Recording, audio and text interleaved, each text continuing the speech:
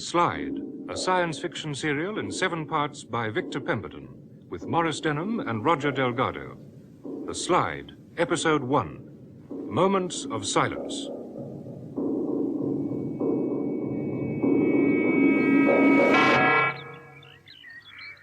Come on, Ken. Come on. Oh, you can see the whole town from up here. Oh, really, Janet? Whew. We've climbed this hill hundreds of times. The way you carry on, you'd think we were the first ever to reach the summit. Oh, I haven't breathed air like this for weeks. I feel as though I'd been let out of a cage. Well, we don't get heat waves in March every year, you know. You should be grateful for small mercies. Well, you want to be locked up in that classroom sometime. I thought I was going to suffocate the other day. The heat was unbearable. Oh, there's nothing I'd like better than being locked up in a classroom with my school teacher, especially this school teacher. Oh, look, Ken, there is the school. Doesn't it look an odd shape from up here? Yes, very odd. Rather beautiful, though, all that glass and concrete. Very futuristic. But then I suppose all the buildings are. Huh. Oh, you really hate Redlow, don't you, Ken? No, I just don't like new towns. They're too impersonal. Well, that's because they are new. You have to give them time. Do you mean the buildings or the people?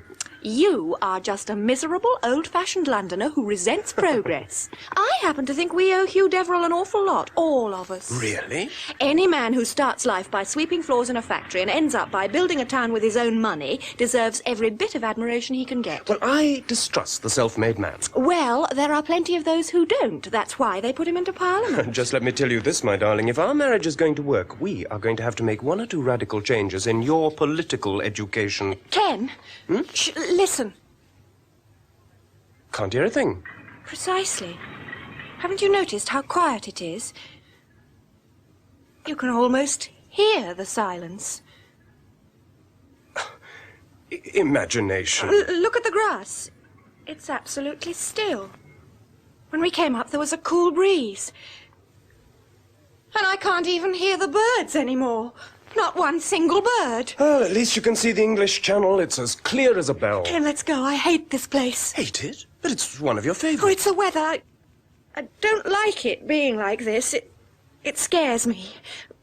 I've had a headache all the week. Oh, Janet, why didn't you tell me, darling, getting yourself all worked up like this? Oh, I'll be all right if I can just get away from this place.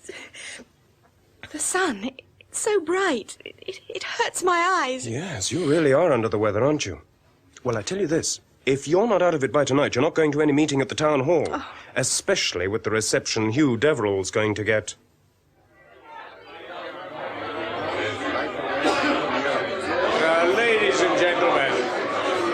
Ladies and gentlemen, please. You tell me I took the farmer's land away from him. Well, yes, that's true. But what did I give the farmer in return? Yes, I gave him a home. A place he could be proud to live in with his wife and children for the rest of his days. Now, when I came to Redlow 10 years ago, it was a swamp in the middle of Kent, a haven of flies and field mice. But today, my friends, I have given you a standard of living unparalleled in the history of this nation. And Redlow New Town has become a giant in our new society. We have stepped well into the future before the future has begun. Well, do you condemn me for this? Darling, are you all right? You look ghastly. I'm all right. It's just so hot in here. Well, then, for heaven's sake, let's go. Oh, no, I'm all right. Do you mind if I say something, Mr. Deverill? No, go right ahead, please, Mr. Wilson. Well, most of us in this hall tonight are farmers. That's right. We didn't ask you for one of your space-age towns. No. Some of us prefer the country the way it was. Yes,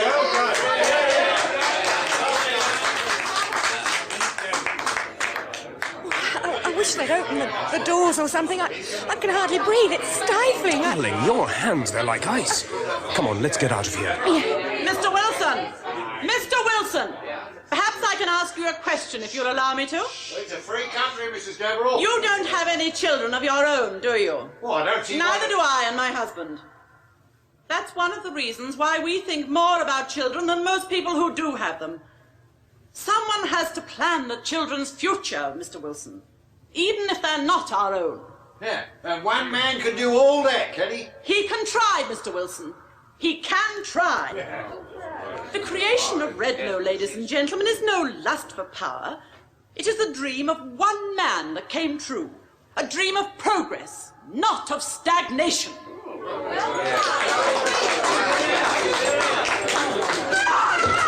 Well, what is it? What's going on at the back there? Janet, darling, come on now. Lift your head. Can't breathe. Please. What is it, Doctor? Is she fainted? Oh, they should have opened these doors. It's like a greenhouse in here. Now, take it easy, darling. Just no, take it I'll easy. get an ambulance.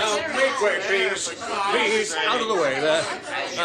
What is it? What's happened? Oh, I'm sorry about this, sir. She's not feeling well. I am a doctor. I'll take her home. Well, you can use my car. I if have you- my own, thank you, Mr. Deverill. If I can just get her out of the heat. Would you mind moving back, please, ladies and gentlemen? We must have a little more air. Listen! Quiet! Everybody stand still for a minute. What is it, Doug? Well, there's something. Can't you hear it? I can't hear nothing. Oh, no, Ken. It's too late. Too late.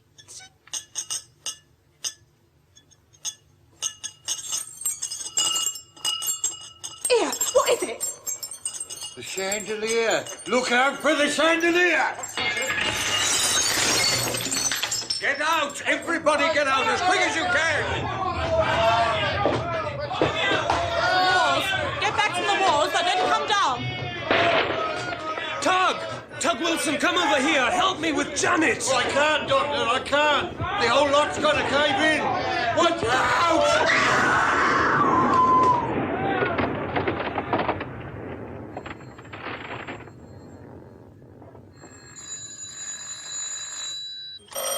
Excuse me, Inspector.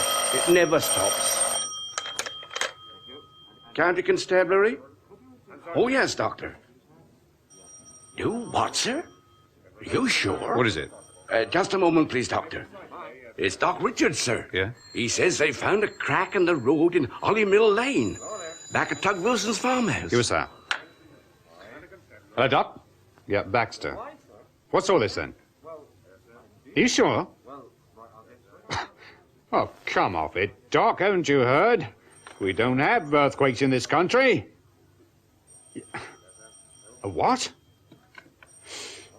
Right, 10 minutes, then. Earthquakes in England? It's impossible. Is it? Then why is there a crack in Hollymill Lane? 100 yards long?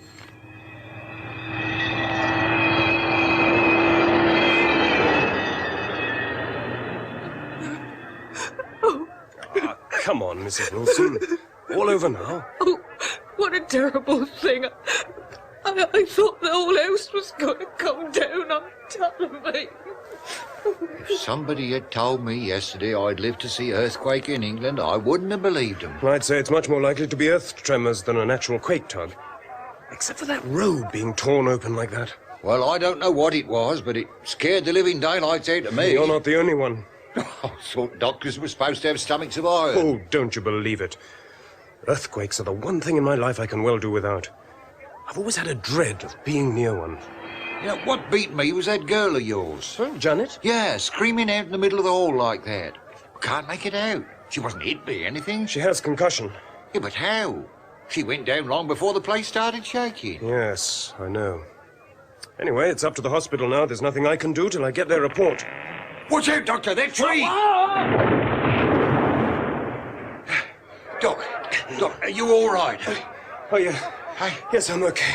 that's it. I'm not so sure if many of these trees start coming down. Get these people out of the way. Come on now, get back, please. There's nothing more to... You all right, Doc? Yeah, just about. Take a look at that crack, will you? I shouldn't go too near the edge of that gap. It's rather a long way down. Hollymill Lane. What happened to all these young elms along there? Well, you tell us. They've been ripped out of the earth like a lot of weeds. Well, let's have a look, then. How deep is this thing? Does anybody know? Oh, impossible to tell. but it's a good 3 feet across. Uh-huh. Soil's pretty loose. Yeah, that's the trouble. It's as dry as a bone all the way along.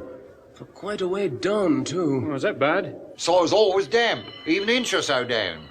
Well, they've had tremors all the way along the south coast, from Plymouth right the way up as far as Margate, without any warning either. I'm not so sure about that. Huh? What do you mean? Well, there's something Janet noticed up on that hill this morning. Yeah? The air became so thick and dull. With that silence, something was bound to happen. Silence? Well, if you lived out east, you'd know the meaning of that. There's always a moment of silence before an earthquake. Seems to be about the only warning nature's prepared to give. In some places, they hang little wind chimes outside the house. If they begin to flutter and there's no breeze, that's the time to run. Yes, but in England we It'll don't. teach us not to be so smug. Yeah. Oh, well, it's up to the scientists now. Mr. Deverill got a couple of them on the way down from London. Let them sort it out, I say. Come on, Doc. No, wait a minute, Inspector. Tell me, is there a stream near here? Stream? Oh, no. Not to my knowledge. Nearest is the Hollymill River, but that's on the other side of town. Why? Just I thought I heard water, that's all. Perhaps not. More likely a broken water, man. No, in fact, I'm not even sure it was water. I'll get it checked. Yes, do. We want to be prepared next time. Next time?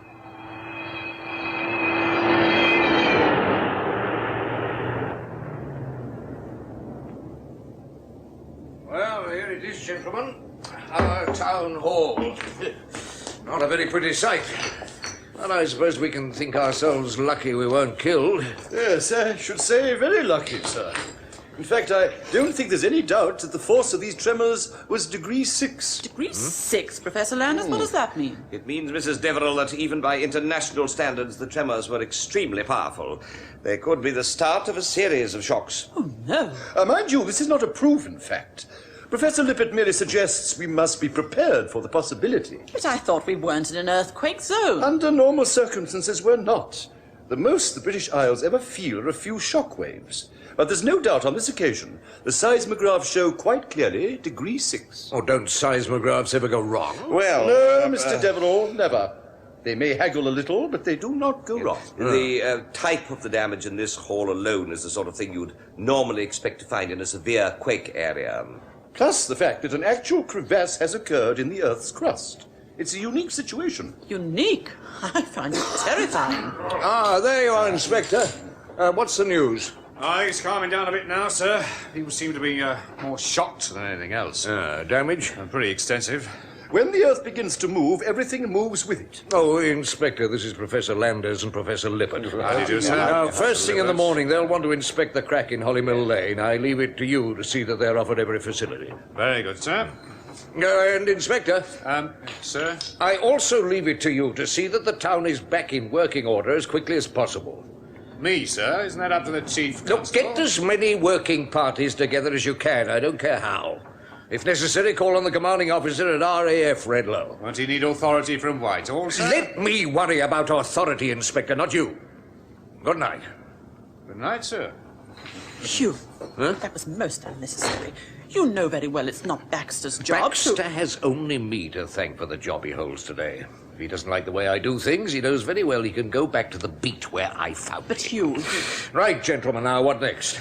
We suggest you advise Whitehall immediately, sir. Whitehall, what on earth for, Redlow? It's my responsibility. Mr. Deverill, I think you and your colleagues should know that these tremors down here were not entirely unexpected. What? Professor, you mean you knew this was going to happen? And you didn't tell us? We knew sooner or later there was going to be a seismological disturbance somewhere in southern England. The thing we did not know was where and when. But one man did, or at least he had a rough idea. What man? A young seismologist from Chile in South America. He's done quite a lot of research in his own country.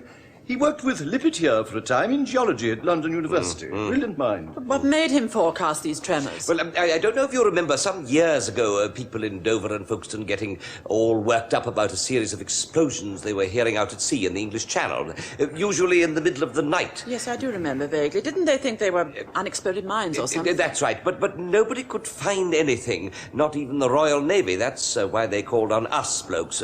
We sent down a team, and so did the French, but still nothing. At the time, we took very little notice. After all, the turbulence is mentioned in manuscripts dating back as far as the 12th century. I hadn't realised that. Yes, well, anyhow, this Chilean bloke decided to go and have a look for himself. He made his first dive to the seabed about 3 miles out from Dover. It took him quite a few days, but what he eventually found out there shattered me, I can tell you, and quite a few others too. Indeed. Yes, it's so much so that nobody believed him. They didn't want to. Not the Royal Institute, nor even Professor Landers here. Well, then, if this man can help us, let's make it worth his while to come here right away. Only science will get Gomez here, Mr. Deverill, not money. Oh, did you say Gomez? Professor Gomez, yes. Then it's out of the question. Is there anyone else?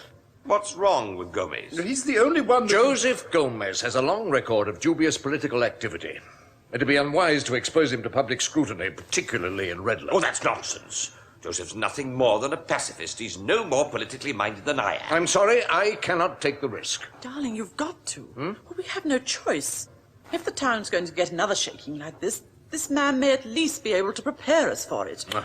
Gentlemen, where is this Professor Gomez? How soon can we get hold of him? He's usually attached to the University of Santiago. No, he's over in Zurich at the moment attending a conference. We could probably get him over by the morning if he's interested enough. No, I absolutely forbid it. I will not have Gomez in this town. Very well, Mr. Deverill. But let me warn you, the whole nation is stunned by this appalling freak of nature. By tomorrow morning, there will be hardly a newspaper in the country that will not be buzzing with speculation of fear for the future. They and the people of this town have the right to know what they can expect, the chance to prepare for any eventuality. Are you going to deny them that right? Because it's up to you, Mr. Deverill. It is up to you.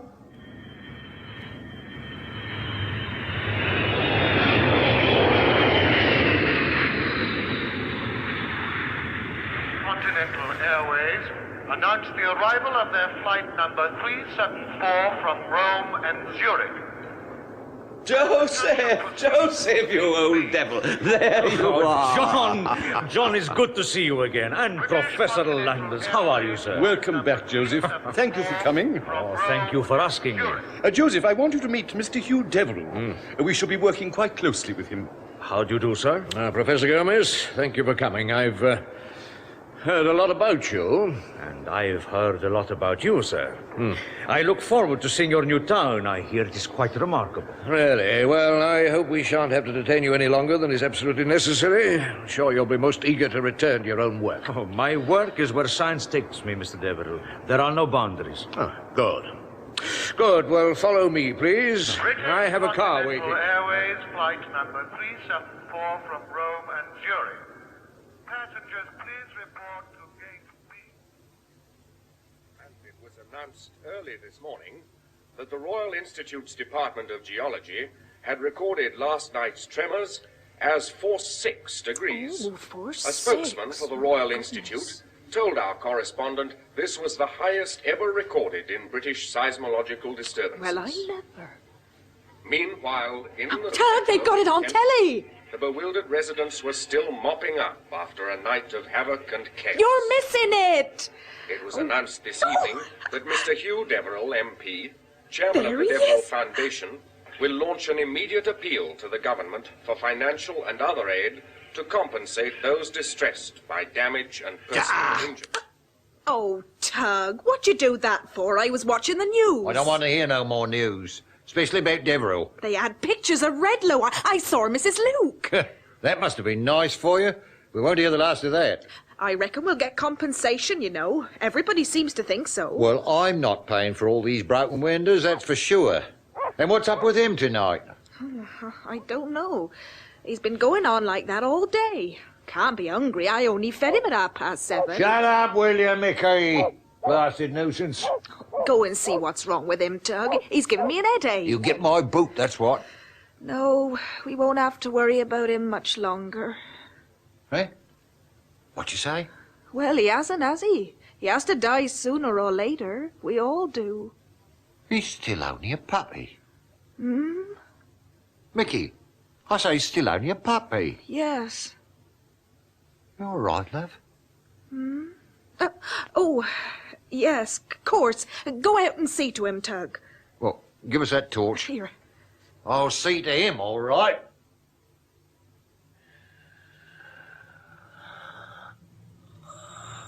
Is it his heart, do you think? I don't know yet. Tell me, Inspector, how long has he been like this? I couldn't tell you. Just still been lying. If one of my blokes had noticed the front door of the hut wide open. Does he live alone? Oh, Ted. He hadn't moved out of these woods for years.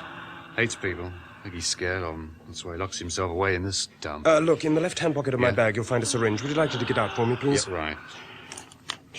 Yeah, he must be 80 if he's a day. Sad when they end up like this, eh? Makes you dread old age, doesn't it? Is this the one? Yes. Right, so... Is he unconscious? Yes. It looks as though he's got concussion. He probably fell down during the tremors last night. Except I can't find any abrasions. Hold his arm out for me, will you? You're going to give him an injection. Yeah, that's fine. Will he come out of it, do you think? I don't know. There we are. Now, if we can get him into my car, I'll run him straight up to Redlow Hospital. Right. I'll take the weight of his head. If you can just lift him up a little. That's it. Hey, Doc. Look, wait a minute. He's opening his eyes. Ted? Ted, can you hear me? He can't do. Look at his eyes. He's staring at me. What's he trying to say? What is it, Ted? Ted. He's closed his eyes again. Doctor, is he? No. Come on, let's get him to the car. I've never seen anything like that before. Those eyes. Will he make it to the hospital? I mean, if his heart... His heart is stronger than yours and mine, I can assure you. What? Are you sure, Doc? Absolutely. If it's not his heart, then what is it? The surface of the earth, you see, Mr. Deverill, is like the thin crust on the top of a pie. Yeah? When the pressure beneath is too great, the crust will break open. And that's what's happened here? A build-up of pressure in the bowels of the earth? It is possible. But why has this happened, Professor, all of a sudden like this? That is something that we have to find out, Mrs. Deverill. I have a feeling it's the release of an extraneous gas. The intensity of that earth movement seems to point to it. What, you mean volcanic? Yes, except this area has no record of a volcanic history, and in any case there's been no smoke from the fissure. Whatever it is, I think we can take it that it must be something extremely powerful that can produce tremors on this scale. Yes, which brings us back to this question of the English Channel, Professor Gomez. Now, do you believe the trouble originates there? It is only a theory, Mr. Deverill. Nevertheless, that is the reason you're here, Professor. Now, perhaps you'd be good enough to tell us what it was you found so alarming about your Channel survey. I found 2 enormous cracks. Cracks? Where? On the seabed. In different positions. Both a short way from the seashore. And both ridiculously out of proportion. About 50 yards long by 3 feet wide. 50 yards? Completely clean cuts. Just as though the rock had been forced open with a spade. But the most extraordinary part of it was that there was no sign of any marine life. Everything had gone within a radius of 2 or 3 miles of each fissure. The sea was dull, lifeless. Nothing lived, or perhaps could live. Very strange. Did you find any more of these cracks? Oh, yes, Mr. Deverill. Many more. So these disturbances on the seabed of the Channel are now moving inland. Is that what you're suggesting? What is your nearest point to the sea from here? Oh, no more than 8 or 9 miles to the outside. The other side of Dover. Robert, how long would it take to get me a complete seismological record of this area? Well, I could phone London first thing in the morning. Please do that. I want to know every detail. As far as I know, the only thing they've ever had down here are a few shock waves. 3 or 4 years ago. John. Yeah? As soon as it's light in the morning, we will take a look at that fracture in the surface of that road. Look, we shall need to take some samples. Is there somewhere we can use as a laboratory? Oh, yes, we have a brand new school. Their laboratory is extremely well equipped. I'll speak to the headmaster. Good. Professor Gomez, please be frank with us. Does this mean that from now on we're going to have to live for the rest of our lives fearing earthquakes? Here, in England? Oh, you mustn't allow the prospect to concern you too much, Mrs. Deverill.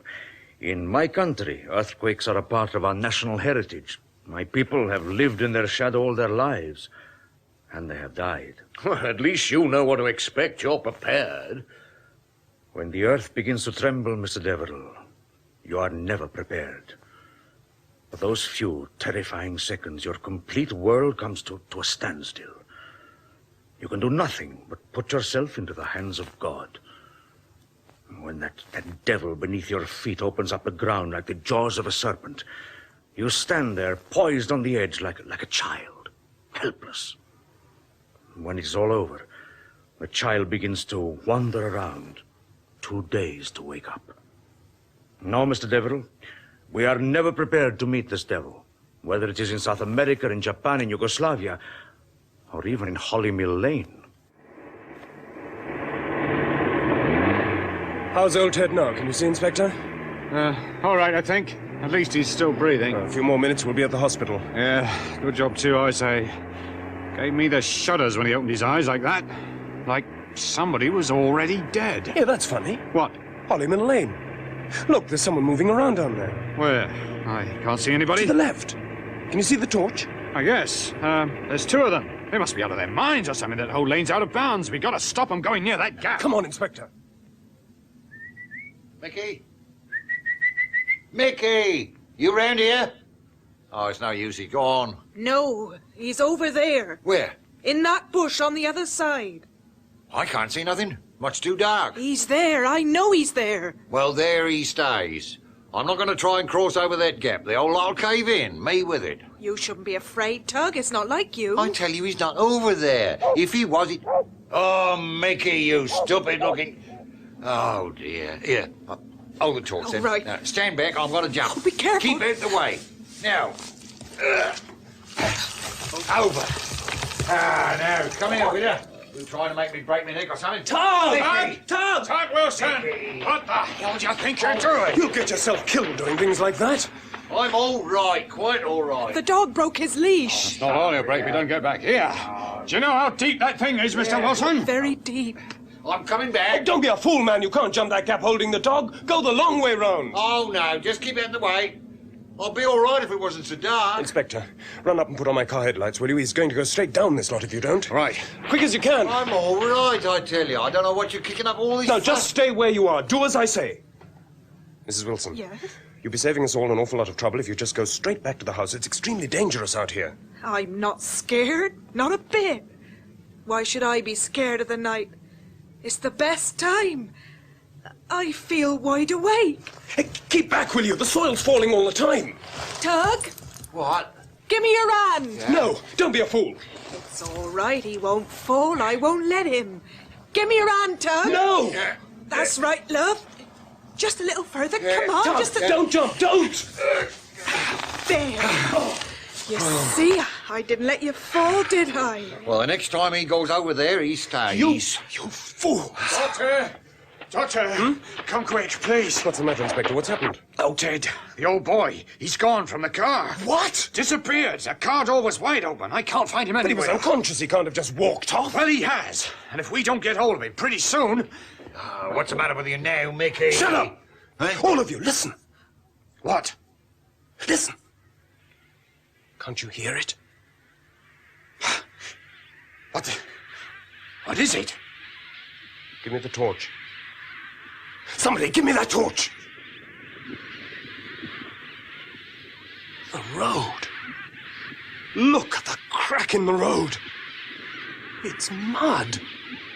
A slide of mud coming out of the crack. Just look at it.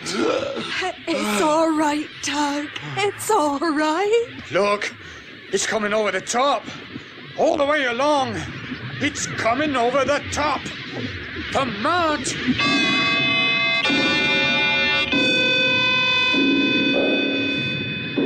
That was episode 1 of The Slide by Victor Pemberton, with Maurice Denham as Hugh Deverill, MP, and Roger Delgado as Joseph Gomez. The part of Professor Landers was played by Rolf Lefebvre, Dr. Ken Richards by David Spenser, Anna Deverill by Marion Mathie, and Professor Lippert by Allan McClelland. Inspector Baxter, Geoffrey Matthews, Janet Marshall, Elisabeth Proud, Tug Wilson, Stephen Jack, Police Sergeant Wilfred Babbage, Mrs. Wilson, Miriam Margolyes. Other parts were played by members of the BBC Drama Repertory Company. Special sound was by the BBC Radiophonic Workshop, and the recorded production was by John Tydeman.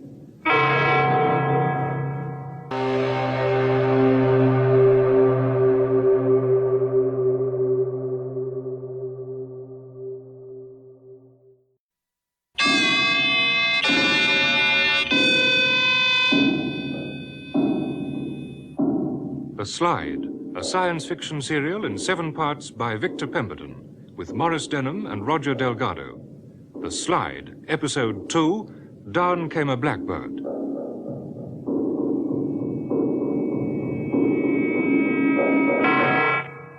Redlow Newtown has suffered a series of earth tremors. In nearby Holly Mill Lane, Dr. Richards and Inspector Baxter find mud seeping out of the vast fissure in the middle of the road. They immediately telephone the news to MP Hugh Deverill.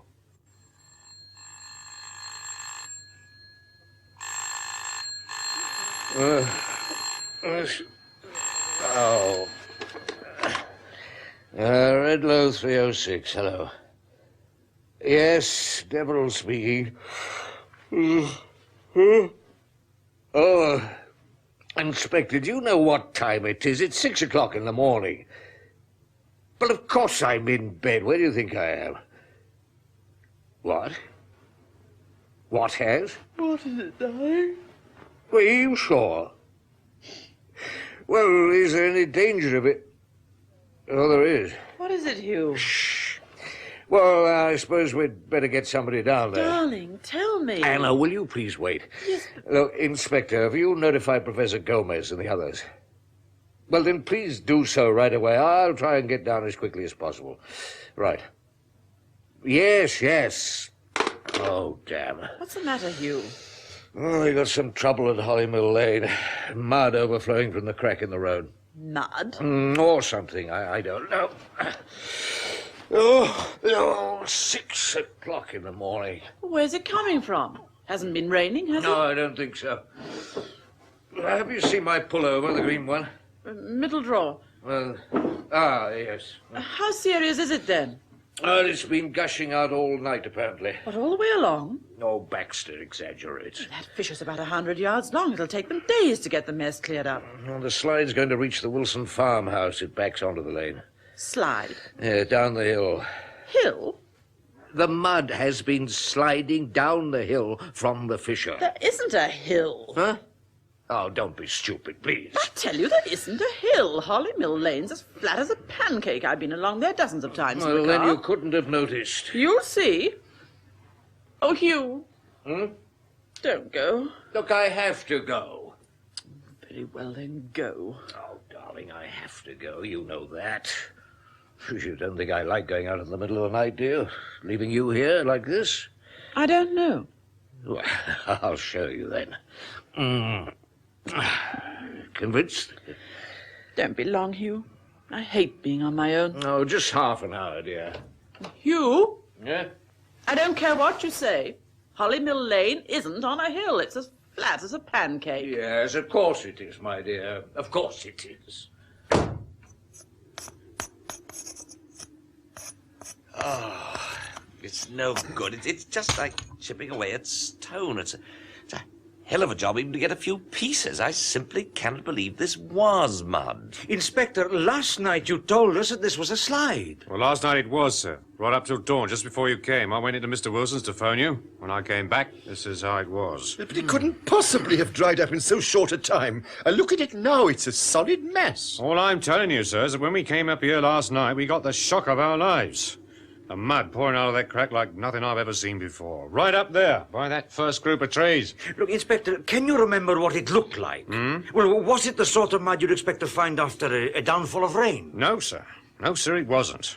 It was filthy stuff. It's all the stuff you get out of a volcano. Like lava? Yes, sir. It was bubbling, moving.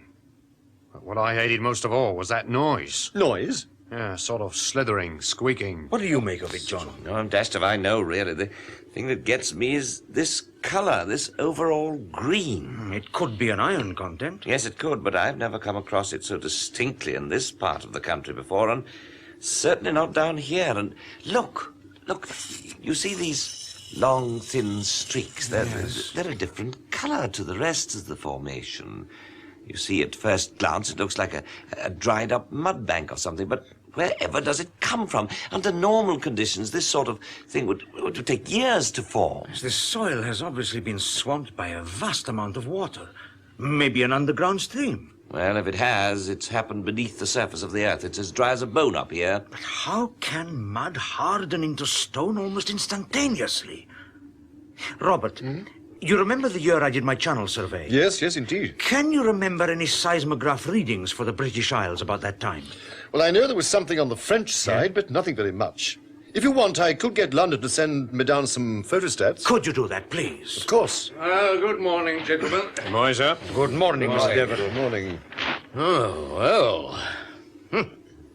How the devil are we going to get rid of all this stuff? Well, I've been in touch with RAF Redlow, sir. The station commandant says he's quite willing to let us have a few men if we get hold of some equipment. Well, what do you need? Electric drills. Got to try and break up the stuff.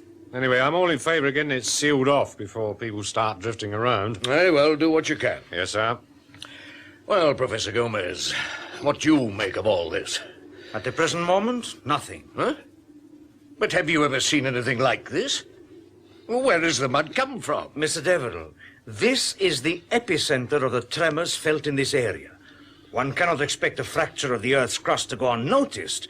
Geological disturbance of some description was inevitable. Look, I'm quite aware of that, Professor. I merely asked if you knew what was causing it. We have a feeling there's an underground river or stream. At this stage, it's very difficult to tell.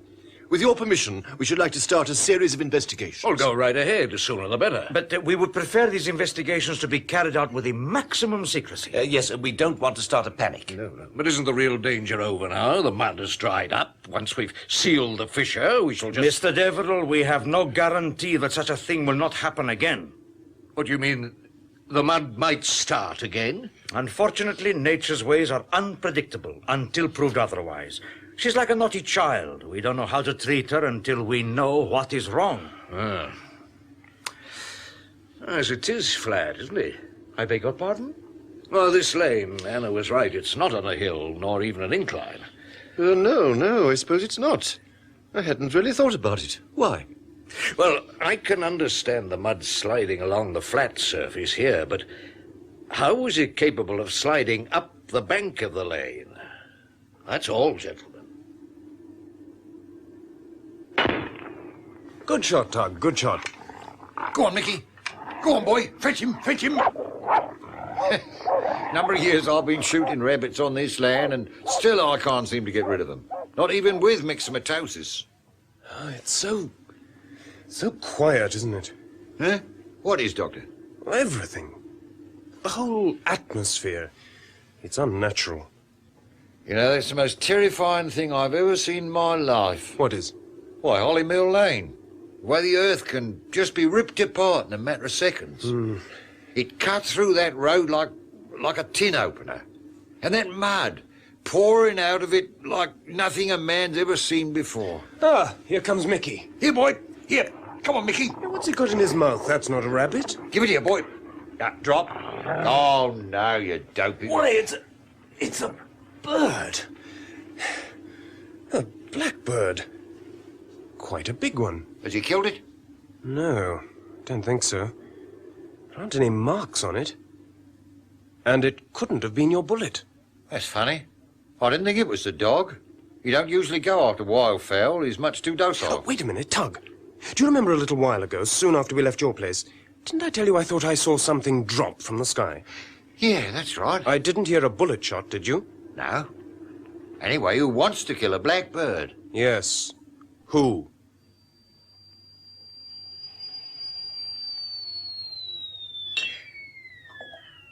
I'm so glad you called, Inspector. And there we are. It's none of my business, you understand, but I wouldn't be doing my duty if I didn't keep you fully informed. I quite understand, Mrs. Luke, and I do appreciate it. Will you take 1 or 2 lumps? No sugar, thank you very much. It was that terrible old man, you see, the one you're looking for. There you are, and I'm not surprised. Oh, Ted, the farmer. Yes, that's the fellow. What an unkempt person he is. I told him so, you know, many a time. You've seen him then, madam? Of course. Well, when was this? First thing this morning. morning. I was on my bicycle on the London road. Tuesday is always my day to go into Redlow Market. Yes, but it's about the only time I can leave my dear mother on her own, especially after all those awful earth-shake things. Yes, of course. So, he was walking along the London Road, was he? No. I was on the London road. He was in Hollymill Lane. Hollymill Lane? Are you sure? Absolutely sure. As I looked down, there he was, straggling along like the nasty old drunk he is. He always was a one for the bottle, you know. Anyway, I was terrified he was going to walk right into that dreadful crater thing. It was straight ahead of him. He'd have fallen in. Well, what did you do? I called out. When did he hear you? Not at all. He didn't even look round to see who it was. So I got off my bicycle, ran up to him and tapped him on the shoulder. And he stopped? Yes, he stopped. It wasn't until that moment I realized something was wrong. Wrong? For a moment we just stood there until gradually he turned round to face me. His face... Yes? It was yellow, so tired and drawn, he looked so old. But most of all was his eyes. They looked strange somehow. Did he say anything? Yes, he gave me a vicious look and said, go away, and mind your own business. For one terrible moment, I thought he was going to hit me. But he didn't. No, he just turned his back on me and walked off. Thank goodness, at least he went in a different direction, away from the lane. Which direction, Mrs. Luke? Can you remember? Across the field to the back of Mr. Wilson's farm. Thank you.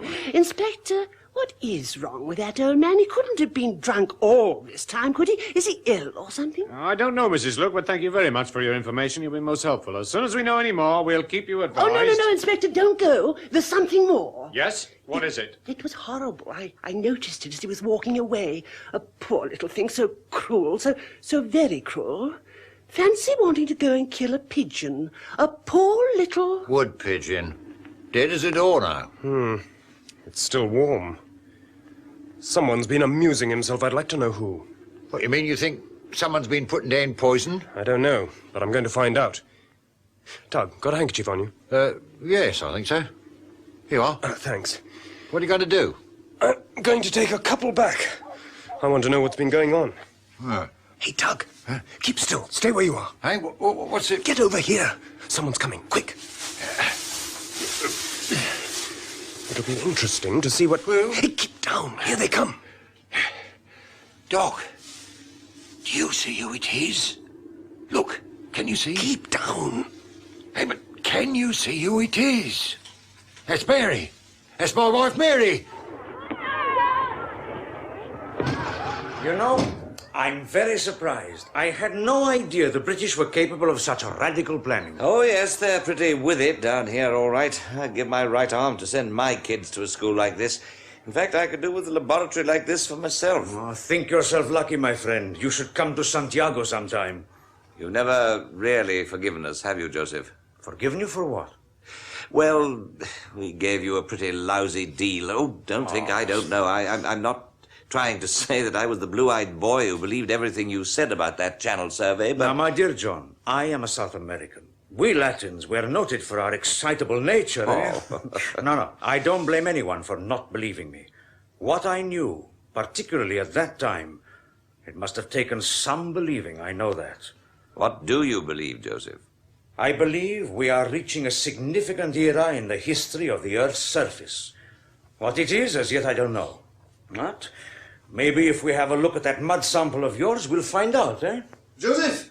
Joseph! Oh, my dear fellow, we've got to work fast. Yes, somebody had better do something before the whole country shakes to pieces. Why? What is wrong? Well, the same thing's happened. I've just been on the phone to London. They've now had some earth tremors in the north. What? Where? The Lake District and in Scotland. The water on Lake Belvedere was set in motion for nearly a minute. Apparently there's been absolute chaos. Any fractures in the soil? Oh, we're just waiting to hear. The shocks were felt as far away as the Shetland Isles. Oh, Joseph, what do you think this means? I'm not sure. What, not sure? Well, what do you mean you're not sure? All I can tell you is that this appears to be part of a pattern. A pattern? Yes. First of all, the seabed in the English Channel. Then, the immediate south, here. And now, tremors in the north. Well, does that mean that we can expect more of these disturbances? Mr. Deverill, the first man who is able to foretell the exact place where the earth will shake will be a very rich man indeed. Hey, Joseph, come and have a look at this. Why, what is it? The sample, it's burnt a hole in my briefcase. Burnt? Be careful, don't touch it. When I tried, it was like getting hold of dry ice. Here, let's tip it out under the table. Now, careful, careful now. Now, let's have a look. It's a bright green, extraordinary. Well, it could be the fluorescent lighting in here. In a way, it's really rather beautiful to look at. Like a precious stone. Oh, I can't understand are those streaks running through. No, I remember where I've seen this before. We have a rocky beach just south of Valparaiso in Chile. I saw this type of thing soon after the earthquake in 1960. But, Joseph, this isn't rock. It's a definite mud formation. These streaks are usually part of a mechanical corrosion or something rather like a stalactite. In fact, look, I've seen this before myself in various parts of the Pennines. Well, couldn't this be the same thing? Mr. Deverill, stalactites are a formation which take, in some cases, thousands of years to corrode. Gentlemen, I'm going to London. Where can we reach you, sir? I shall either be at my club or at the house. And gentlemen, whatever you do, just do it quickly. I want Redlow to survive. I'm afraid we had to move Miss Marshall from the main ward, Doctor. She was beginning to disturb the other patients. But is she still delirious? Well, apparently, but it's so terribly difficult to tell. She's just lying there, mumbling to herself the whole time. Well, the extraordinary thing is, about an hour ago, one of the patients in the next bed told her she sat up, looked around the ward, and then just slumped back again. Odd. I suppose it is a form of concussion. What did Dr. Robeson say? He sent for Mr. Furman. He's coming down from London in the morning. Have you been able to make out anything she's been saying? No, not a thing. Just this awful sort of rambling. Oh, what a terrible shock for you, Doctor. You're due to be married shortly, aren't you? Yes. I'm just amazed there weren't any more injuries. Most of the people they brought in were fairly old. Poor things. They're absolutely bewildered. This is the room, Doctor.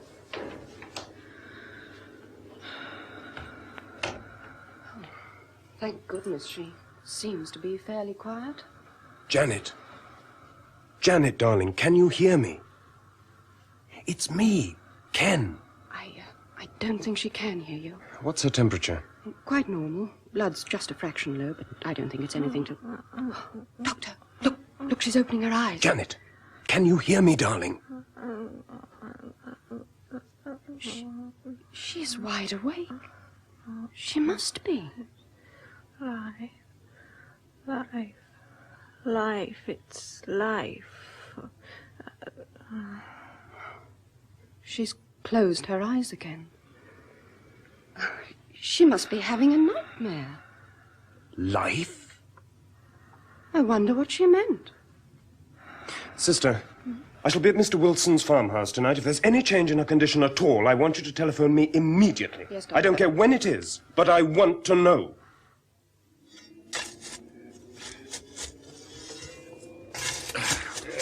Tug! Tug! What are you digging this time of night? He's dead, that's why. The dozy thing's dead. He's no good to us now, Mickey. But your dog, Mickey? Well, what happened? I don't know and I don't care. All I know is he's dead, and the sooner I get rid of him, the better. And now look, Tug, this can't go on. What with those birds and the rabbit and now... Did you speak to your wife? Yeah. I spoke to her. What was she doing out there in those woods? She was looking. Looking? Looking for what? Just looking. Now, don't be damn stupid, man. She was up to something. You know she was. And you listen to me, Dr. Richards. Don't start going around flinging accusations at folks. Oh, Tug, listen to me. If somebody's been using poison to kill off animals, I want to know about it. I want to know why and for what reason. She didn't put down no poison. Not my Mary. How do you know that? Because if she did, she must have been kept pretty busy. Look, you just take a walk over that fell, Doctor. It's like a graveyard. Dead birds, dead squirrels, dead rabbits, dead field mice. What? Yeah, and this is where I found the dog. Just lying there in a heap. Oh, well, maybe he's better off. This is a pretty rotten world we have to live in. Excuse me! Excuse me! Yes? I'm sorry to trouble you. I'm looking for Dr. Richards. I'm Dr. Richards. Oh, Doctor, I'm sorry to trouble you, sir. They told me I could find you here. A few of us have been exploring the caves. We're camped just up the road at Holly Crag. We could do with your help, Doctor. There's been an accident. Accident? Or at least we think there has. A couple of our blokes went down this morning. It was only supposed to have been a routine job, but I'm afraid they've met with some sort of trouble. Huh? One of them took a tumble, but we're not quite certain how bad.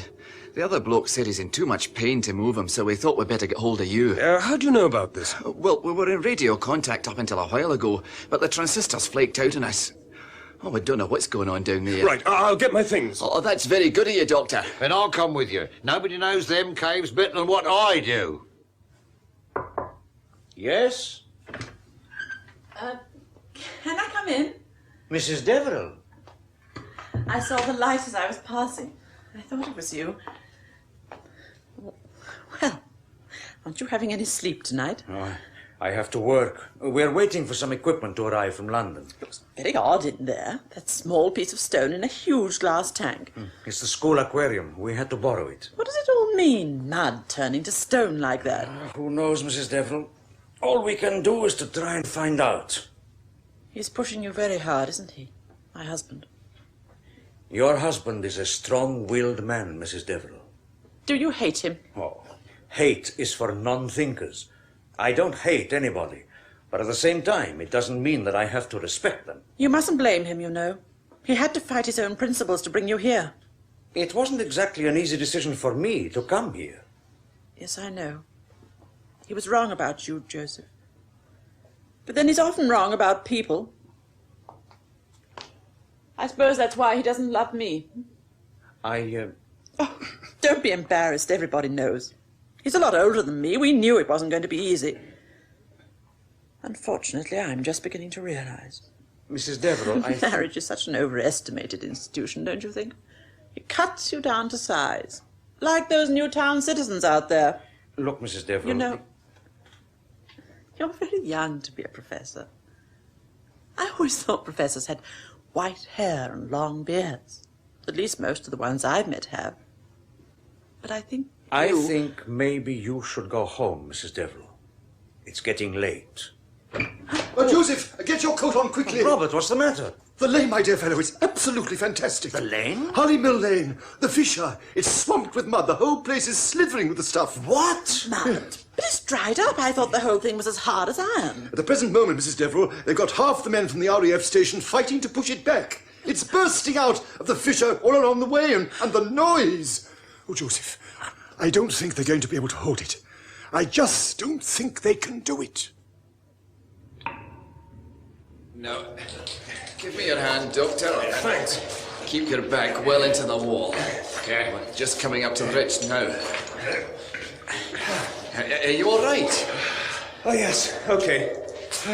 Hey, this is quite something, isn't it? Aye, it's some of the best stalactite formations on the entire crag.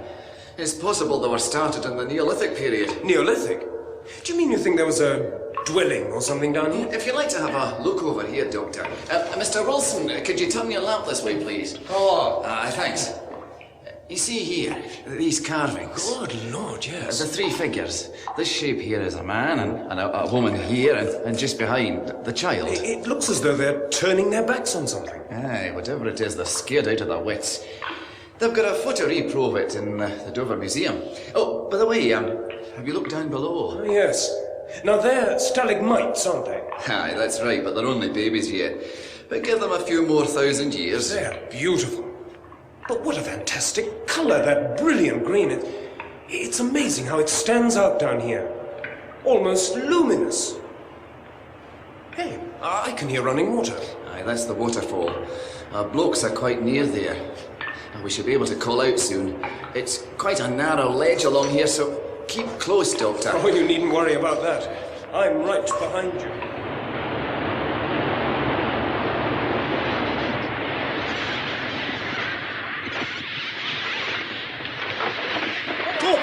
Sir, can't you block it off at the other end? It's impossible, sir. As fast as we shovel the mud, another lot slides right back again. You've got to be so careful, sir. If you get any on your hands, it burns like mad. It keeps sticking to the shovel. Wolf, how far has it reached up there, can you tell me? I should say about 5 or 6 feet, sir. The squadron leader's sent back for some more help. He's going to try and get over a couple of bulldozers. Oh, excellent. Oh, thank you very much, Corporal. Just do your best, Very please. good, sir.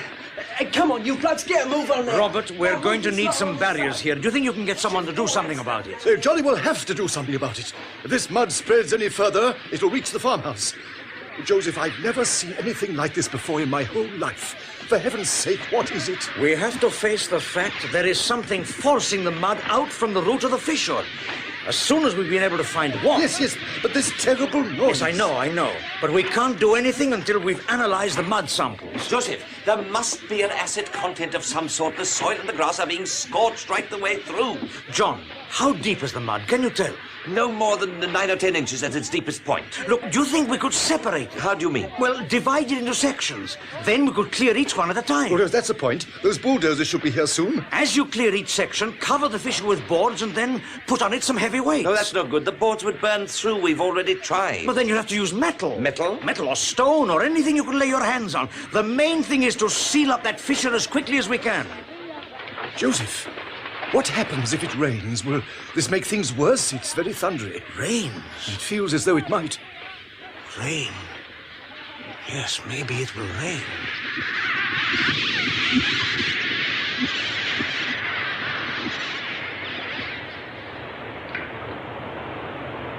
Barry! Barry! Keith! Are you there? Ahoy! Anyone there? Hey, look! Look, there he is! Down there!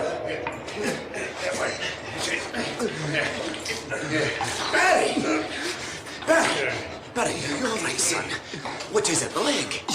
Yeah, the right one. I think it's broken. Where have you blokes been, then? Stay where you are. We've got the doctor. Somebody's got my bag, please. Yeah, here we are. Tug, help me tear the trouser leg. Quick. Yeah, all right. Now, be careful. Good. Now, does this hurt? Here. Sorry. Where's Keith, then? He's gone. Gone? What do you mean, gone? Gone. Gone. Gone. What's the matter with you? Don't you know the meaning of the word? He's gone. Dead. Dead? Barry, what the hell are you saying? He went over the edge there. There was nothing I could do about it. If you'd got here earlier, it wouldn't have happened. How did it happen? But Keith looked round for a place for me to rest up a bit. Oh, be careful, Doc. Oh, sorry. We got as far as the waterfall, so we pitched down. We hadn't been here more than 10 minutes when we heard someone coming. Down the ridge there. I thought it was you. Who was it? A bloke. An old bloke. How old? At least 80, if not more. Okay. I couldn't possibly be. He'd never have got down here on his own, not a man of his age. Did he say anything? That's just it. Keith tried to speak to him, but he wouldn't say a word. Just kept right on walking. Walking until he reached the edge. Edge? And then he stopped. I remember his eyes. A bright blue. That's Ted, all right. They just fixed you with a stare. It gave me the creeps. And then? Then he started to sway about. Keith rushed over and tried to grab him. But then suddenly, for no reason at all, the old boy started lashing out at him. Like a maniac he was. It turned into a fight. Keith did his best to... I shouted, but I was stuck here. I couldn't move an inch. Then they both fell together. But the old boy, he had every intention of jumping. He wanted to, that I'll swear. Barry, now what edge was this? Do you mean by the water? Water? Take your lamp and go and look for yourself. No, not that way. Over there. No, don't go too far. Now, stand with your back to the wall. Now, look down. I can't see anything. It all looks completely... Oh, my. Doctor, you better come over here. Come and take a look at this.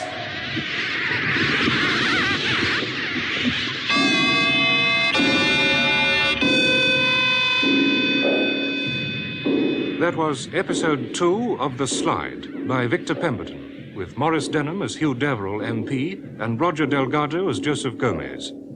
The part of Professor Landers was played by Rolf Lefebvre, Dr. Ken Richards by David Spenser, Anna Deverill by Marion Mathie, and Professor Lippert by Allan McClelland.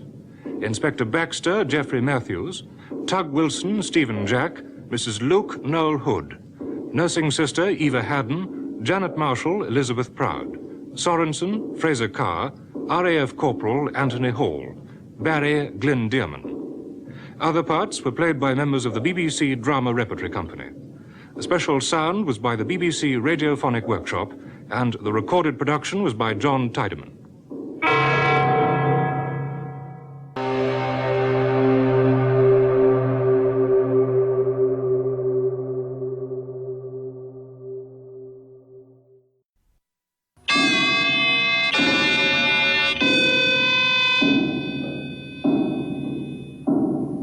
The Slide, a science fiction serial in 7 parts by Victor Pemberton, with Maurice Denham and Roger Delgado.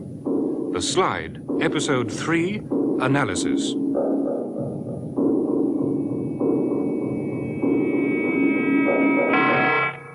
Following the earth tremors, anxiety is growing at the alarming numbers of wildlife dying in the countryside surrounding Redlow Newtown. In the early hours of the morning, Dr. Richards and his party reached the surface of the Holly Crag Caves after the discovery of yet another earth fissure.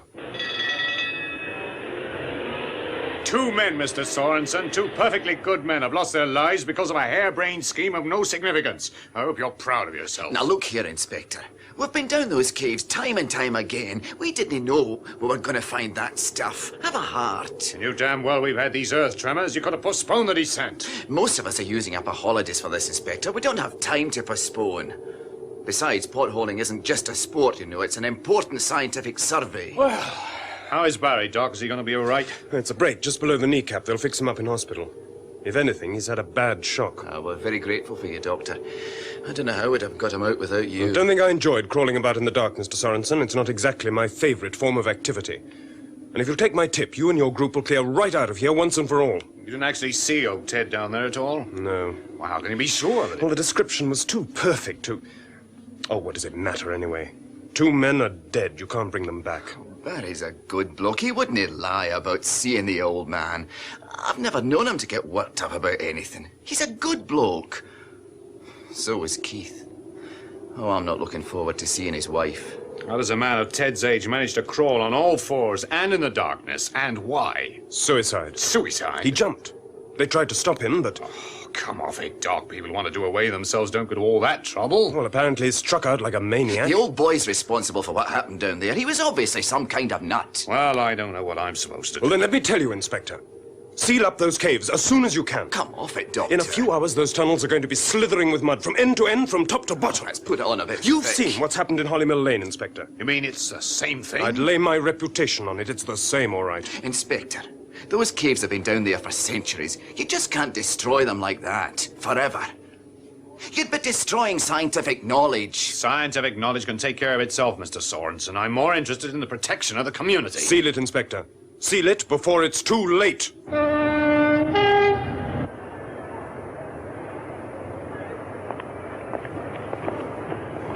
I'm sorry to have to bring you back from London so soon, Mr. Deverill. I can assure you I wouldn't have done so unless it was absolutely imperative. No, it's quite all right, Professor. It's good of you to meet me here. No, not at all. I got your message at the club last night. I knew it must be urgent. Well, what's happened? There's been a fresh overflow of mud in Hollymill Lane. Huh?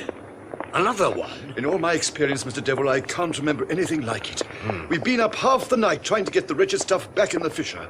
As fast as we've cleared one lot, there's another to replace it. Hey, I thought they'd sealed it all up with boards or something. Oh, impossible. The whole lot's burst under the pressure. The Wilsons' farmhouse is going to be in real trouble unless we can do something rather quickly. Well, provided we can prevent any more damage before it dries up. Mr. Deverill, when I left Hollymill Lane just under an hour ago, the overflows had stopped. But the mud was dry as before, like solid concrete slabs. Yeah. You have all the help you need? Only thanks to those boys from the RAF station. They've worked miracles. Well, do the best you can. Just before I came to meet you here, I received word that 2 new fissures have been discovered. What? In the walls of the Holly Crag Caves, just outside Redlow. The caves? Also, the Americans reported this morning a series of earth tremors on the shores of Lake Michigan, Chicago. I respect your integrity, Mr. Deverill, But your own personal feelings have no place in this emergency. Now, look here, Landers. I don't care what sort of mud it is. What I want to know is where is it coming from and how do we stop it? And I think you should be interested in our work at the laboratory, Mr. Deverill. During the night, the specimen of mud taken by Professor Lippert has grown to more than 3 times its original size. All right, Mrs. Deverill, leave the tap running, will you, please? Yes, Joseph. I'm still not sure we shouldn't have tried HC1 or even H2SO4. Might have been a shortcut. Before we resort to the acids, John, let's see what water can do. I can't get over it, you know, to think that just a few hours ago that same sample was big enough to fit inside my briefcase, and now look at the size of it. What I'm more concerned with is how it manages to change its substance from one period to the next. You know, when I came in here last night, it was wet and clammy, but it was nowhere near filling the base of the tank. And it's obvious it only swells in its liquid state. I've never found a geological formation do that before. Is that enough water? That's fine. Turn it off, will you, please? Right. Right you are. Well, is anything happening? We have to give it time to penetrate. It needs a full immersion. I think it looks positively repulsive. Like a great octopus just waiting to stretch out. I wish it were an octopus. At least we'd know how to treat it. Mrs. Deverill, I really think you should go home now. We are very grateful for your help. I'm not tired. Oh, but your husband should be back by now. It's quite all right, Professor. I'm sure he knows how to make his own cup of tea. Joseph! Hmm? I think something's happening. Let me see. Look, there are some small particles floating off. Can you see? Like very fine pieces of shell. You may find they are shavings of small pebbles picked up during the overflow. At least it is a good sign that the water has managed to separate them. We must give it a little longer. Come in. Oh, sorry to trouble you. Dr. Richards. Oh, come in, Doctor. Thank you. I didn't want to disturb you, gentlemen. Mrs. Deverill, I know you're up to your eyes in it. Is anything wrong, Doctor? I need some advice. Something's going on in the town, and, well, frankly, I can't make head nor tail of it. I thought you might be able to help. Go on, please. Well, it's something I noticed yesterday morning, soon after the tremors, all that business in Hollymill Lane. Mr. Wilson and I... Mr. Wilson? He owns the farmhouse. Oh, yeah. We were taking a shortcut across one of his fields just to the back of the lane. He did a bit of shooting, and we thought we'd bagged a rabbit. Yes? But we hadn't. It was a bird. A blackbird. You mean you'd shot it by mistake? No. We found it lying in the grass at the foot of a hefty-looking oak tree. No bullet hole. Then we found a lot more. More? You mean birds? Everything. Birds, mice, squirrels, rabbits, wood pigeons, the lot. It was like a graveyard for dead animals. Anyway, I took a couple of them back to my surgery for dissection. They weren't marked or even bruised, and there were no traces of poison. Then what? Well, I'd say both of them had died from some form of asphyxia. And there were also very distinct blood clots flooding the brain cells, a hemorrhage, in fact. Doctor, you are connecting these deaths with the mud overflows, eh? Is that correct? I came, Professor, because wildlife is dying off all over the town, and it's my job to try and find out why. No, you're quite right, Doctor. I think there is a connection. Joseph, What way? It's not the first time I've encountered this situation. There's a small village to the north of Concepcion in my country. Wildlife died there quite considerably after the 1960 earthquake. Did anyone ever discover why? No. But it's possible the fracture in the Earth's crust released some compressed gas, maybe even nitrogen. Yes, but in Hollymill Lane it would have affected everybody, especially those working along the fissure. You found no traces of poison in your dissection? None whatever. What about insecticide? This is a country district. They use it all the time. No, I'm convinced that whatever the destructive force is, we shall find what we are looking for in the mud overflows. Joseph! Yes? Look at the tank! The water! It's turned green. All the water in the tank. It's turned green. Miss Marshall, for heaven's sake, what are you doing in here? Get back into bed immediately. No, don't touch me. Don't. Look at the mess in here. Water jugs all over the floor. What have you been doing? Why can't you leave me alone? I didn't want to come here in the first place. Leave me alone. And why are these blinds drawn? I thought I gave orders to... I drew them. Then you shouldn't.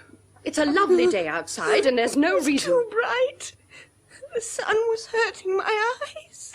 All you had to do is ring for nurse, Miss Marshall. You've only made things twice as difficult. Nurse! No. Now, It's about time you had some sleep, young lady. You can't expect your condition to improve whilst you're lying here in the dark, day and night, with your eyes wide open. Oh, you're not going to touch me with that needle again, are you? Oh, please, sister, please, please, Now no, please, then. please. Oh, nurse, will you get me a syringe, please? You know how many cc's? Yes, sister. Now, look here, my dear. You're not going to help yourself by doing that, are you? You're getting yourself all worked up over nothing. Now, why don't you lie back and relax, A little sleep won't do you any harm. I don't want to sleep. Well, that's silly. I only wish I had the chance. It isn't life when you're not conscious. Your body must have a chance to unwind, my dear. You can't expect it to do that whilst you're wide awake. There. You won't open the blinds, will you? Of course not. Not if you don't want me to. Here's the syringe, sister. Oh, thank you, nurse. No, please don't. I hate having that needle near me. Miss Marshall, now we're not going to be foolish about this, are we? Keep still, please. Nurse, hold her arm. Yes, sister. Right. Now, you can forget about everything, my dear. Just close your eyes. I don't think it'll do any good, sister. The last one I gave her, she just lay here in the dark the whole time without saying a word, eyes wide open. She didn't even like it when I switched on the light. It's life. Born all over again. Nurse, I think Dr. Robeson's in outpatients. Run down and ask him to come up for a few moments, please. I'd feel happier if he had a look at her before we settle down for the night. Yes, sister. Hurry, please. Miss Marshall? Miss Marshall, can you hear me? You can't sleep with your eyes open, my dear. Come now, try and get some sleep. Sleep, sleep, sleep, sleep, sleep, sleep, sleep, sleep.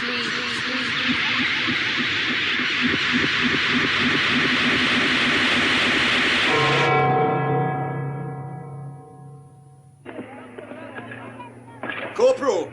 Sir? Now take a couple of men and see if you can clear that solid mud at the other end, will you? Very good, sir.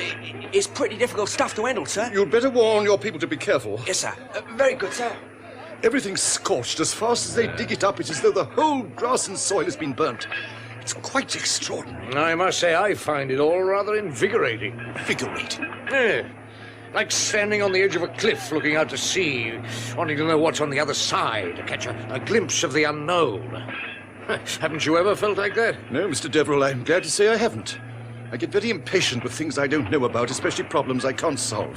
You mean you have a fear of the unknown? Oh, not fear. Apprehension. I'm always much more interested at the end, when I discover why a problem is insoluble. Tell me something, Professor. What do you think the people of this town would do if they suddenly woke up one morning and found their precious homes crumbling around them? An extraordinary thing to say. I thought Redlow was your pride and joy. No, it's not the town. Towns are much the same wherever you go. It's people. They disturb me. They always have. Even when I was a young man at university, they were the one thing I dreaded most. I suppose that's why I didn't marry for so long. This is not an easy world for us to survive in, Mr. Deverill. No, it's not the world's fault, Professor. It's people. They're so helpless, like children, unable to think, to do things for themselves. That's why I'm not so sure Redlow is such a good idea, after all. That's strange. Have you noticed something? What? The trees. Yes. And the bushes over there. They're drooping. Right the way round. Can you see? Yes. It looks as though... Do you think they are dying? Yes. Yes. Yes, I think they are. They got the whole fence on that quarter side down. I don't care what they do from now on, but I'm going to demand barricades all the way... Oh, love. What are you sitting in the dark for? It's beautiful and sunny out. I'm all right. I like it. Is anything wrong, love? I said I was all right, didn't I? Yes. Then stop fussing. Oh, it's because of last night, isn't it? I know I shouldn't have gone out and left you on your own. You must have been scared out of your life, poor love. Scared? Why should I be scared? I like to listen to the quiet. It makes sense. Quiet? What, with all that noise going on last night? I didn't hear no noise. Well, the mud. That noise. It's been pouring out the lane. That first time, you remember, love, we were scared stiff. Not anymore. Oh, what do you mean, not anymore? If we get any more of that stuff, it'd float clean through those barricades right here to the house. I couldn't stand any more of that squeaking and squealing. It'd drive me round the bend. So what way should When I was on my own here last night, I felt lonely and fed up. I didn't want you to go. I was depressed. Oh, Mary. I started wandering about the room aimlessly, looking at things, objects, anything. For some unknown reason, they all started coming into focus, standing out. It was a long time before I found the reason why. Well, why? It was because they weren't nearly as important as I'd always thought they were. Not one single object in this room was important. Not one. And then I could hear the mud outside. I ran and opened the window. It was dark. I couldn't see a thing. But I knew it was there. I could almost feel its presence. Do you understand, Tug? It wasn't forcing itself. It was a gentle slide, friendly, and it made me feel better. Much better.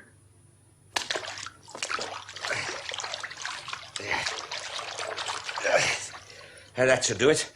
We're going to need a new tank, Josef. By the look of things, you'll need some new hands. They're stained with dye. I think we must be prepared to explore the possibility of MgOH2. Magnesium? Mm-hmm. Yes, I see what you mean. It's got that metallic sheen about it. Hey, wait a minute. What's this? What? Can you see on the flat side? A sort of white powder. Oh, yes. Let's get it out of the tank and have a better look, eh? Yeah. Careful. There. Keep yourself clear, please, Mrs. Deverill. This stuff's got a nasty habit of burning. Yes. Joseph, there's a file on the... Yes, that's Here it. it is. Can I have it, please? Thanks.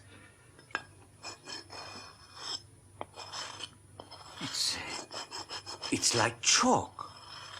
What do you think, John? Salt. Salt? Rock salt. Are you sure? I've seen enough of it in the Caspian. But it's not possible to get formations this far inland. From the channel. Why, yes. And that rather leaves us where we came in, doesn't it? Not a word, not another word. Just let anyone try and tell me where this lot came from. What? Crikey! Seashells! We've been digging them up all morning. Not in Hollymill Lane. In Hollymill Lane. Some were stuck fast in the mud, the rest were found all along the edge of the fissure. And there are plenty more where they came from. These are the sort of things my kids pick up on the beach. They've got thousands in their bedroom. And give them a few more with my compliments. Sedimentation. That means they are following a course inland from the sea. Oh, what a clever fellow. Amazing what they teach them at university these days. Robert, do you know where we can get hold of an electrogenerator? A generator? Yes. If we can force enough heat into a thermatically sealed container, this may be a way of breaking up the mud. At least we can study the effects. Do you think you could get one? I don't know, I suppose so. But listen, Joseph, I still think there's a strong sulfuric chloride element in the mud. Before we do anything else, why not try an opposing agent? No, I think not. Anything's worth a try. We haven't the time. Time? You mean you think there's going to be another... All I think at the moment, Robert, is that whatever the destructive force in the mud is, it's not only acid. Then for heaven's sake, man, what is it? Hello? Oh, aren't you going to say hello to me?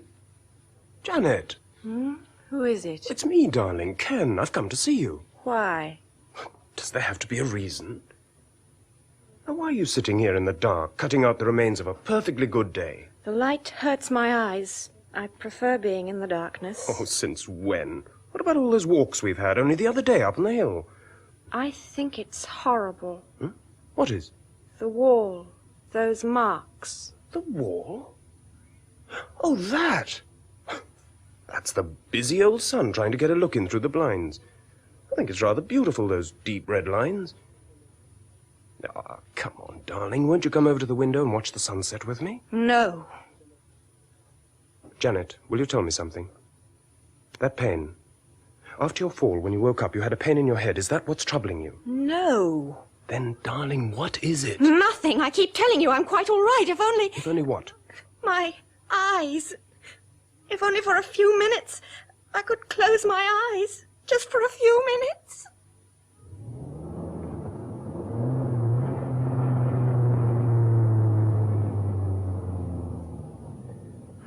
There we are, Mrs. Deverill. Thanks for the lift, Joseph. How about coming in for a drink? You won't be home for a while. No, thank you, I won't. I must go straight back to the laboratory. I'm afraid it's going to be another long night for you. Yes. Joseph, do you really think there's going to be danger? I mean, for the town. Who can tell? We have a lot of questions to answer before we know that. Would you be offended if I asked you a very personal question? I don't know. It depends.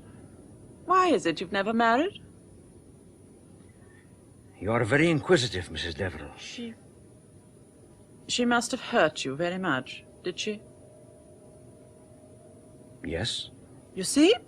I know more about you than you could ever possibly know about She yourself. died, giving birth to our son.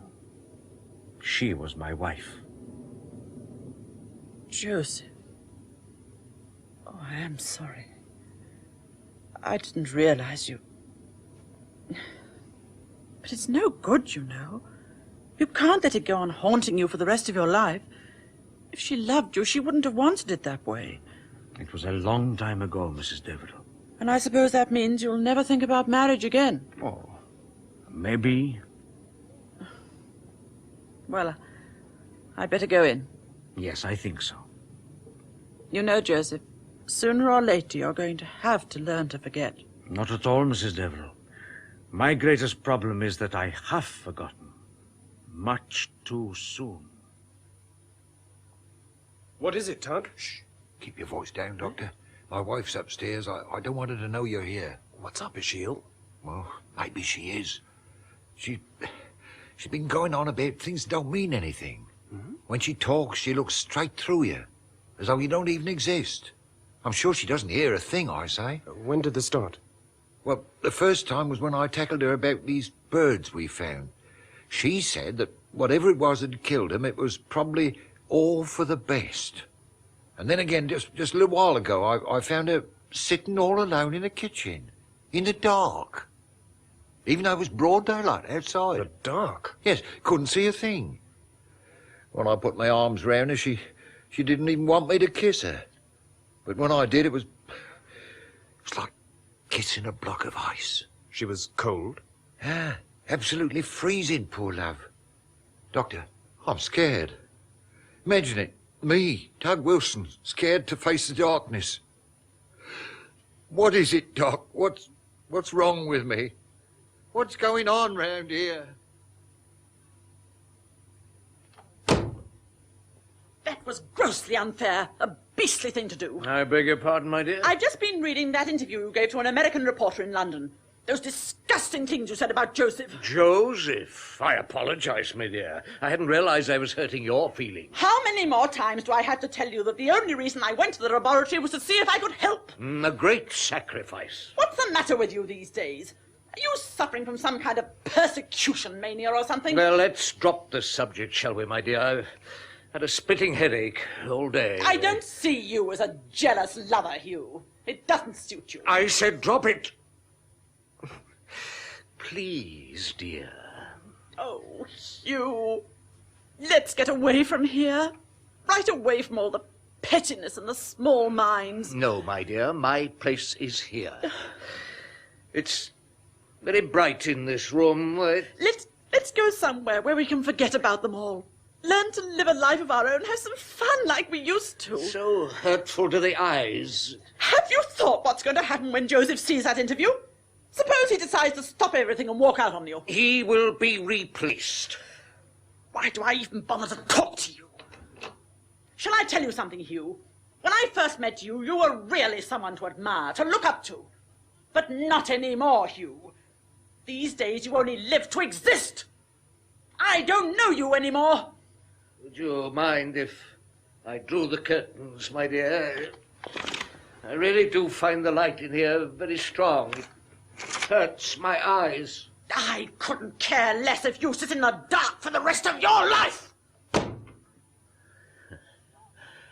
No. I'm sure you don't. My dear. Cool. Hey, cool. Yeah? You think there's a chance this stuff will get on the move again? Well, they wouldn't stick us on guard out here if it wasn't. Oh, it's a cheat, though. What is? Calling in the RAF to clear up this dump. We're supposed to be airmen. It's a liberty. And what would you do if those concrete blocks suddenly popped out of that hole in the road and Mother Nature sent another dose of slivering muck to greet you? I wouldn't stay round to thank her. Spoken like a true Englishman. Hey, Corp. What? What about a drink? What's the matter with you, son? Matter? You forgetting Queen's regulations or something? We're on guard duty. I got some whiskey from the naffy. Ah, well, under the circumstances, I suppose. Hand it over me rucksack. You can tell. There's a dead set I'm not going to get through this night unless... Shut up! What is it? Can you hear something? No? Water. Water? I could have sworn I heard running water. Oh, not again. I'm going over the other side, have a look, see. You hang on there for... You're joking. You won't get me staying here all on me tot. I'm coming with you. Are you connected to that end, Robert? Yes, I think so. You're sure it's not going to blow up on us or anything? I feel most unsafe. I wouldn't rely on it. Anyway, if we can get it up to 100 degrees, we'll at least have some idea of the effects. Now, are you ready? Ready. Right. Is anything happening? I don't know yet. Looks awfully hot inside there. Doesn't look as though it's drying. Can you give me a reading? 85, 90, 95. That's it, 100. Shall I turn it off? No. Give it a few minutes. We can always boost it up if we have to. Right. Look, I'm going to see if John's found anything under the microscope. Can you cope for a while? That's all right, old boy. I'll shout good and loud if I need you. Well, what can you see, John? It's difficult to tell. The piece of mud I chipped off was really a bit too big for this thing. Mind you, it would be better if I could get hold of my own microscope. But can you trace the salt? Oh, it's rock salt, all right, except it's even finer. More like... Hey, what the hell's this? What? Look, there are some small particles. Yes, it is, you know. There's a movement. Movement? What are you talking about? Joseph, either I'm going stark raving mad or this stuff's turning back into a liquid substance right in front of me. Wait a minute. Look. Take a look through the lens here. Tell me what you can see. Now, am I mad or aren't I? No, John, you're not mad. They are tissues. Joseph, don't you see what this means? For heaven's sake, man, make sure. Make quite sure. I am sure. And organic matter and geological substance, it's incredible. Just a few minutes ago, that thing was dead solid. That means... It means that it has the ability to multiply, but only in its liquid state. Multiply? How much? Joseph, we've got to get the medics onto this. I've never seen anything like it before. It's way out of our... No. Before we say anything to anyone, let us first complete our analysis. If there are living organisms in this mud, we've got to find out where they come from and how they are formed. And most of all, somehow, we've got to determine the extent to which they are able to multiply. Joseph, that one small sample we took from Hollymill Lane multiplied itself more than 3 times overnight. At that rate of expansion, it could completely swamp this area in 48 hours. I tell you, it was out of our hands. Hello? Oh, yes, Inspector. It's what? Yes, we did. But we had no idea it could pop... Oh, hell. What's the matter? All right, Inspector. Of course we will. Yes, we'll be down as soon as we can. Hollymill Lane? Every one of the concrete blocks are out. Oh, no! Mud seeping out of every crack in the road. It's sliding further than it's ever done. They've got every available man they could muster fighting to clear it. Joseph, it's going to multiply, isn't it? The blasted mud's going to multiply. What's that? Robert! Robert! Are you... Joseph! Look at the tank! Grab hold of his arm, quickly! But the mud! Look at the mud! It's running out! It's running all over the place! Do what I say! Grab hold of his arm! Let's get him out of here! before it's too late!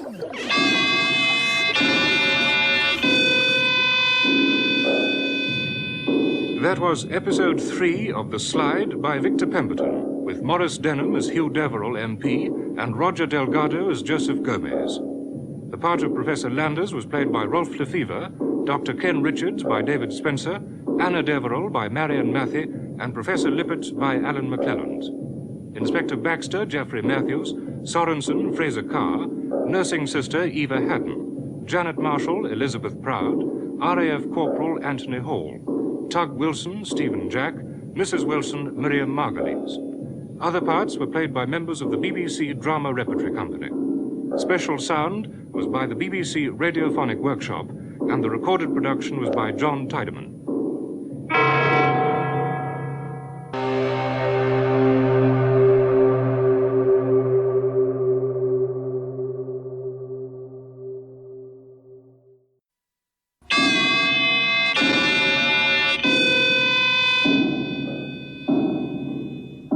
The Slide, a science fiction serial in 7 parts by Victor Pemberton, with Maurice Denham and Roger Delgado. The Slide, Episode 4, Heartbeat.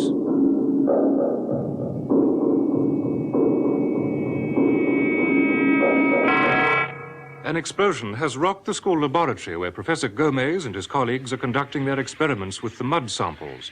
But as night draws on, the impossible task of clearing the mud from Hollymill Lane continues.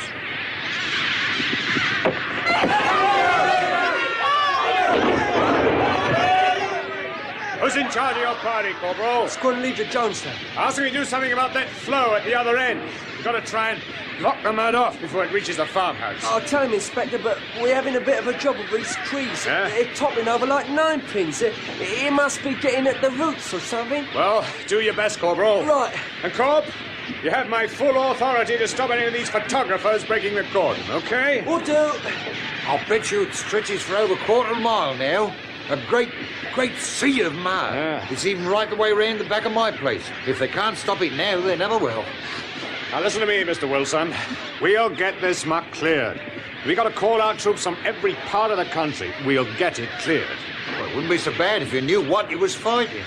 But 1 minute it's solid as rock, the next is like this. I tell you, it's an act of God. Mr. Wilson, we're going to have to evacuate, you know. You and your wife. Evacuate? We can't risk you in that house much longer whilst all this is going on. Nobody or nothing gets me out of my house, Inspector. Especially now the kids are gone. What me and Mary have worked all our lives for. Now look, as fast as we clear 1 shovel of this mud, there's a whole heap to replace it.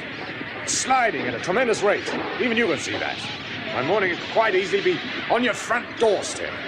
We'll take our chance. Ah, well, that's up to you, Mr. Wilson. But I want you to understand that if you and your wife decide to stay put under these circumstances, neither me nor anybody else will accept responsibility for what happens. I hope that's quite clear. We stay put. Very well, Mr. Wilson. Then from now on, the responsibility is entirely yours, and yours alone.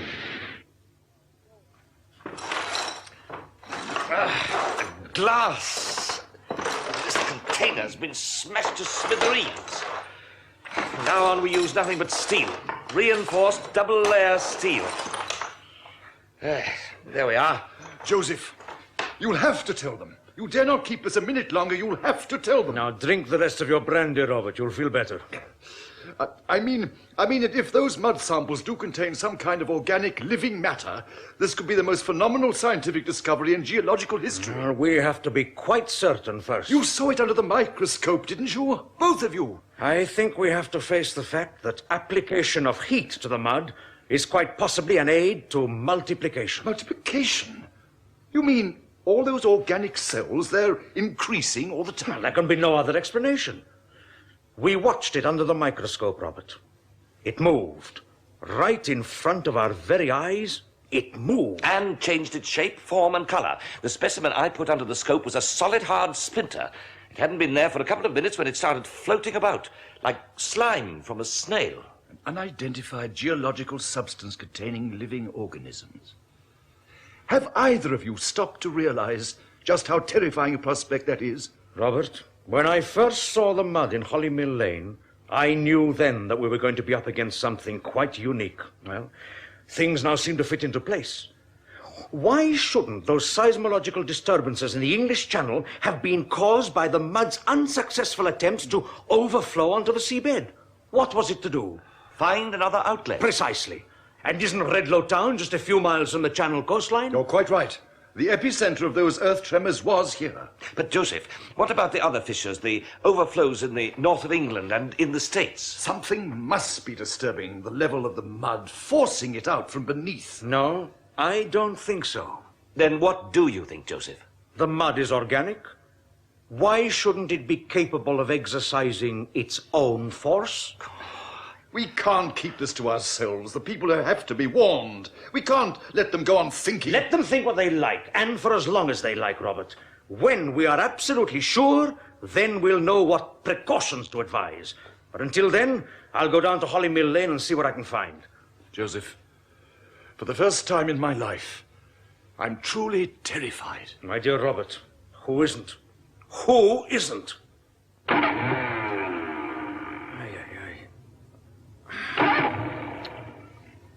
Joseph? Joseph, I must talk to you. Oh, Mrs. Deverill, what are you doing here? It's very late. I had to get away from the house for a while. I felt so shut in. I saw your car lights through the garage door, so I... But is anything wrong? I couldn't sleep, that's all. So much on my mind. Really? I'm worried about Hugh. He's not eating. He keeps moping about the place. He won't even talk. All he's done today is to sit in a darkened room with the curtains drawn. It's so unlike him. Well, he's tired. All this has been a great strain on him. No. I know my husband, Joseph. He's a changed man. How changed? Well, jealous, for one thing. He's not been like that all the years we've been married. Oh, he tries to pretend he's not, but he is. He practically accused me of having an association with you. Did you know that? Oh? Ridiculous, isn't it? I should have thought so, yes. I wish you'd try and convince him otherwise. Life would be much easier. He'd listen to you. I'm sorry, Mrs. Deverill, but I have no wish to become involved in domestic disagreements between you and your husband. Professor Gomez, I have no intention of trying to involve you in anything, and that is not the reason why I came in here. I may not love my husband anymore, but I do still respect him. I am very glad to hear that, Mrs. Deverill. You're an extremely vain man, Joseph. Do you know that? Do you think so? All that scientific talk of yours doesn't fool anyone. You find it just as difficult to contain your personal feelings as any other man. It's taken my husband quite a few years to discover what his true feelings are. I just hope it won't take you as long. Forgive me, Mrs. Deverill. I had not realized what an unhappy woman you are. I'm very sorry. At the present moment, Professor, my only concern is for my husband's health. It's not your sympathy I want. It's your help. Dr. Richards. Good morning, Doctor. Sorry to wake you. It's Sister Roberts, Redlow General. Yes, sister. I'm afraid we've had some trouble during the night, Doctor. We've lost your young lady, Miss Marshall. You what? Well, when Nurse went in about half an hour ago, she found the room in a terrible state. Everything's been ripped to pieces. Ripped to... What are you talking about, sister? Curtains, sheets, pillowcases. She'd even tipped a waste bin all over the floor. It's quite incredible. Oh, my... do you know what's happened to her? No idea, Doctor. She's left all her things behind, except her dress and a raincoat. She obviously just upped and walked out in the early hours. Anyway, I think you ought to come over and have a look for yourself. Have you called Dr. Robeson yet? Yes, and I've done what he said. I've called the police. Police? It's not only Miss Marshall we're worried about, Doctor. We've 7 other patients missing from the ward next door.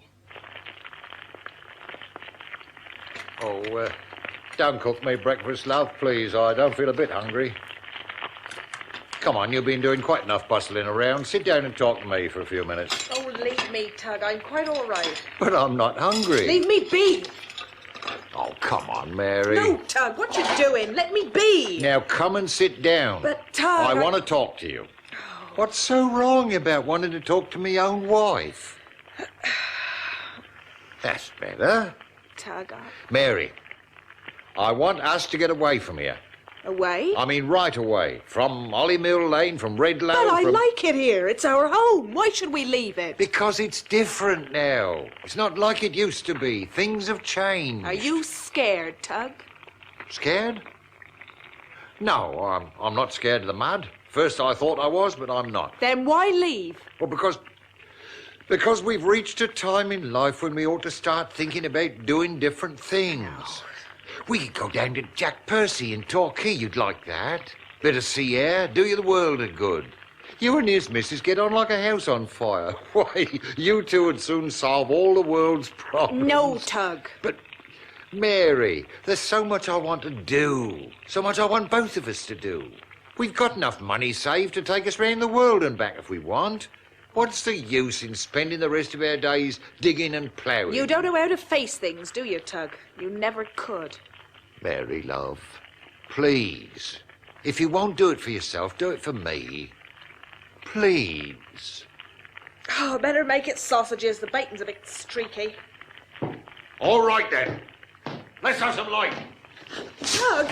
No, what you doing? Leave those curtains closed. I'm sick of the dark. Stop it, I'm sick Tug. of wandering around this place in the dark. Please. God gave us good light to feast our eyes on, so let's see it and breathe God's air. Tug, please, don't.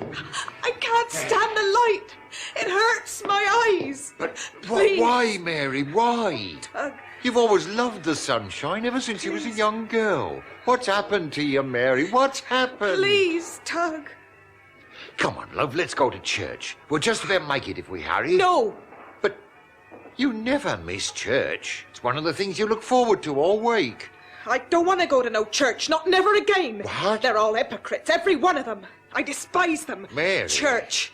What does it mean? It's just crosses and stone and bells. It don't mean nothing. Nothing at all. If I thought you meant that, Mary, my love, I'd have given up hope for you a long time ago. That I can assure you.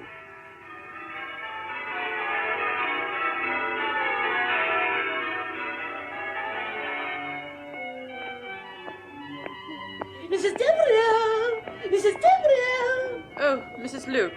Good morning. I was very surprised not to see your husband in church this morning. Is he in London? No, it's just that he couldn't spare the time. He's rather immersed in his work at the moment. Oh, poor man, such a burden to carry. This business in Holymill Lane is rather taking its toll of us all, isn't it? Yes. I noticed there were fewer men at the service than there ever been before. Oh, dear. Where's it all going to end? I mean, If you'll excuse me, Mrs. Luke, I promised to get back. Mrs. Deverill. I don't want to think I'm prying into your affairs, my dear. I know how worried you must be. But I have enough respect for your husband to offer him a friendly word of advice. Yes. I met Andrew Thompson just before the service, he and his wife. You know he's on the town council. Of course. Well, there's a lot of discontent at the town hall, Mrs. Deverill. Discontent? Apparently they've asked your husband 3 times to attend emergency council meetings to discuss the mud 3 times in 2 days. Did you know that? No, as a matter of fact, I didn't. He's refused every time. Under the present circumstances, I would have thought the first duty of an MP is to keep in close contact with the local authorities. And why is he still refusing to call on the government for help? Refusing? Mr. Thompson says your husband is quite adamant. He says the town is his responsibility. He says he won't call on the government till it's absolutely necessary. When's that going to be, I'd like to know? I do wish you'd speak to him, Mrs. Deverill. I will, Mrs. Luke, and thank you. I'd hate him to get involved in some nasty publicity, especially with all those newspaper persons hanging about. I mean, you know what they're like. Oh, she's gone.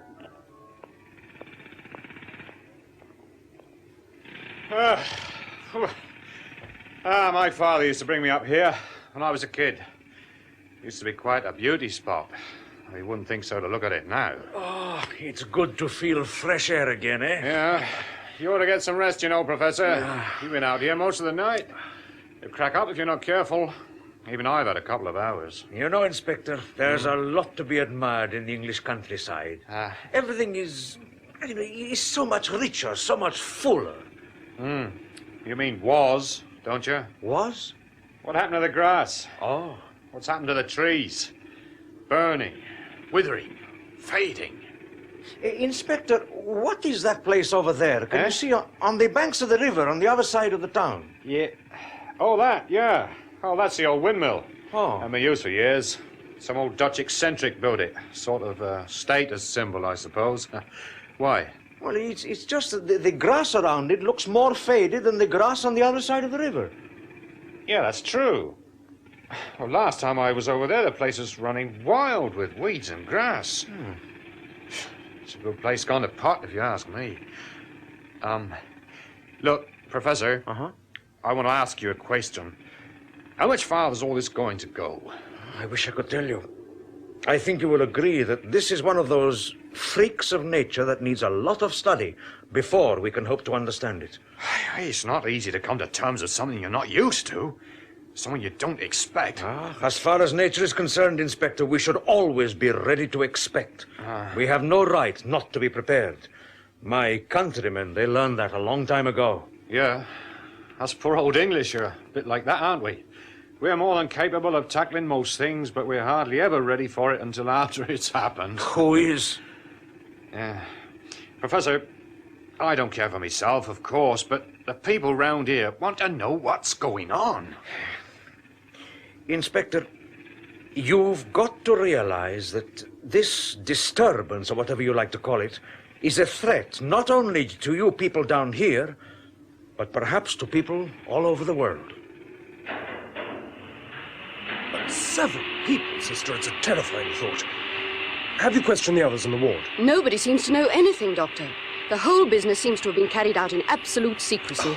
That's why we can't help thinking that it must have been planned. Oh, what sort of cases were they? 2 of them were quite elderly, but nearly all of them were road casualties or injuries from the earth tremors. Concussion, that sort of thing. Much the same as Miss Marshall. It's very suspicious. Oh, here we are, 4th floor. This way, Doctor. Oh, yes. And are the police going to start a search? What else can they do? Legally, any one of them are entitled to walk out whenever they wish. Of course. The locker room at the other end of the ward had been broken into. They took all their own clothes. I wouldn't have worried quite so much, but after being in such close contact with your Miss Marshall for these last few days, I should say her giving us the slip like this is a serious pointer to her mental stability. I know what you mean, Sister. And I only hope you're wrong. And this thing you say about Janet being violent takes quite a lot of believing, you know. It's so completely unlike her. Well, that may be as it is, Doctor. But before you take any notice of me, I suggest you look in here at her room. Oh, my... This? I'd hardly call this the work of a normally balanced young girl. Would you, Doctor? Hugh? Hugh? Where are you? Oh, darling. It's a beautiful day outside. You should try and get some fresh air. Let's draw the curtain. No! It's so gloomy in here. Just leave them, please. I'm perfectly all right if you'll just leave me alone. Very well. You were missed in church today, Hugh. Nearly everybody said it wasn't the same without you sitting in your usual place. Even the vicar. He said he thought he'd never see a Sunday morning with that front pew empty. Mind you, you weren't the only one. There were hardly any men in church at all. I suppose most of them are down at Hollymill Lane. Yes, I suppose they are. Darling, after service, I saw Mrs. Luke. Really? Why haven't you been to any of the emergency meetings at the town hall? I don't go to meetings at the town hall. They bore me. Andrew Thompson says the council have asked you 3 times to attend, but you keep refusing. Why, Hugh? I shouldn't concern yourself with Mr. Thompson's political opinions, my dear. I'm well accustomed to his agitations, both here and in London. But he's a powerful man, Hugh. He's only got to say a word to those press people, and it'll be splashed across every page in the country. So? Is it true you're not going to ask the government to declare Redlow a distressed area? Yes. But why? Everybody's always offering advice. Always knowing what the situation demands better than anyone else. Better than those who are qualified to know. When are people going to realize this is my town? I can do what I want with it. It's their town, too. I want you to try and restore some of the respect these people used to have for you. People don't interest me anymore, Anna. They made this world for themselves. It's up to them to try and live in it the best way they can. If things get out of hand, if you let them, Hugh, they'll only blame one person. Is that what you want? Do you want to destroy yourself? Let things take care of themselves, my dear. It's the only way. Then there's nothing I can do for you anymore. Anna, darling, where did you go last night? Last night? You left this house shortly before 11 o'clock last night. You did not return until 1:45 this morning. I went to get some air. Air? Because I'm tired of sitting all day in a room with the curtains drawn. Tired of being scared to open my mouth, to breathe the same stale, stagnant air, as though I were being locked up. I trust the learned Professor Gomez was able to offer a suitable alternative. Will you get out of my way, please, Hugh?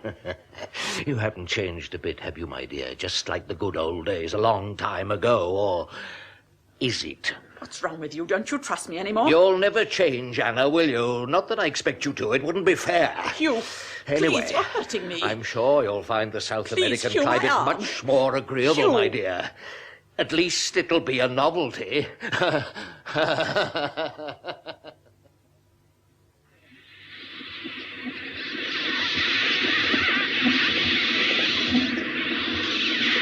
Fascinating. But how on earth did you manage to record it, John? It took me over 2 hours. Every time I put the lead wires in, they just burnt away. You've got to be so careful the way you handle the stuff. But Joseph, surely this proves beyond a shadow of doubt the mud's a living thing. The way it moves, this extraordinary sound. It proves an awful lot, Robert. But what it doesn't prove is the exact nature and the extent. Now, I think that what we have here goes beyond the normal bounds of clear definition. What do you mean, Joseph?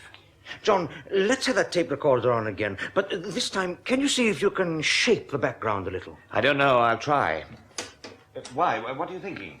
I have a feeling that somewhere in the middle there's an indication. There's something staring us right in the eyes. Okay, all set.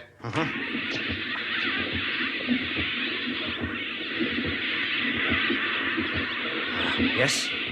Yes, you see? I thought so. What? Sounds exactly the same to me. Listen carefully, Robert. Do you mean to tell me that you can't hear it? I can. You mean that throbbing sound? That's it. The same rhythmical pulsation. You hear it now, Robert? But I can hear it, but I'm damned if I know what... Yes, I know. I see what you mean now. It can't possibly be a heart. Oh, yes, Robert. Indeed, it possibly can. Every living creature must have a center. It has to. Incredible. It's terrifying. I can't believe it. I just can't believe it. You see now, Robert? It's alive. This monstrous thing is alive. That's why we haven't been able to control it. But there must be a center. Well, then, for God's sake, man, let's find this center. Destroy it before it's too late. Before it breaks out anywhere else. Find it? Yes, we will find it. When we know where and how many. How many? It's expanding. It's growing all the time. In just a few days, it's increased and developed beyond all known proportions. Are we to believe that just one center can be responsible for so much? No. This mud is creeping up on us. Slowly but surely, it is creeping up on us all.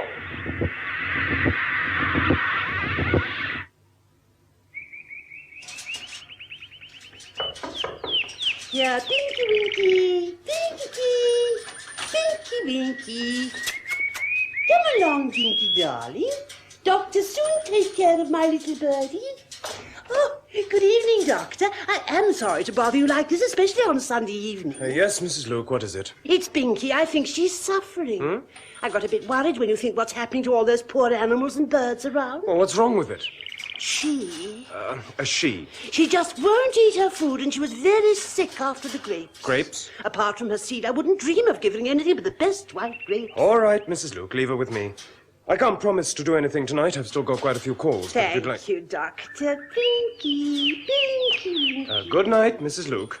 Call in tomorrow. Oh, Doctor! I'm very glad to see Miss Marshall's back on her feet again. You must have been very worried. I beg your pardon? Yes, you're Miss Marshall. She's out of hospital, isn't she? Well, she must be, because I saw her. You saw Janet? Yes. Mrs. Luke, quickly now, please tell me where. Near the old Dutch Mill by the river. What time was this? Oh, I'm not quite sure. A couple of hours ago, I suppose. I was on my way home from evening Did you speak? song. Was she all right? Well, we didn't exactly speak. I waved. But I don't think she actually saw me. She was too busy talking to that other woman. Which one?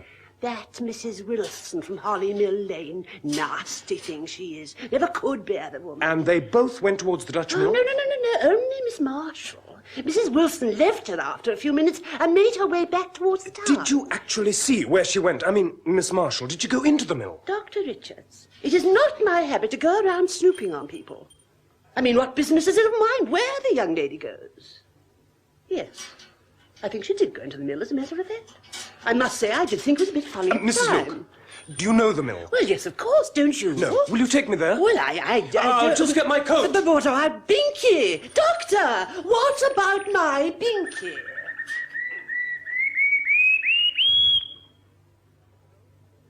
No, gentlemen, I'm sorry, I cannot agree. But, Mr. Deverill, I can assure you Professor Gomez has proved to us without doubt the unparalleled dangers that exist in this mud. But what dangers? At this stage, I think it would be inadvisable to inform you of the precise nature of our discoveries, Mr. Deverill. Oh, really, Professor? Why is that? I'm not prepared to say anything further than that. We don't want to start a panic, that's why. But we must have your full cooperation, Mr. Deverill. We need more men, more equipment to put an immediate halt to the overflows, both in Holly Mill Lane and the caves. No, can't be done, I'm afraid. But for heaven's sake, sir, why not? The government should be informed immediately of the gravity of the situation. Declare Redlow and surroundings a disaster area. This is a local matter. It does not concern the government. But it's no longer just a local matter. This is now a national emergency.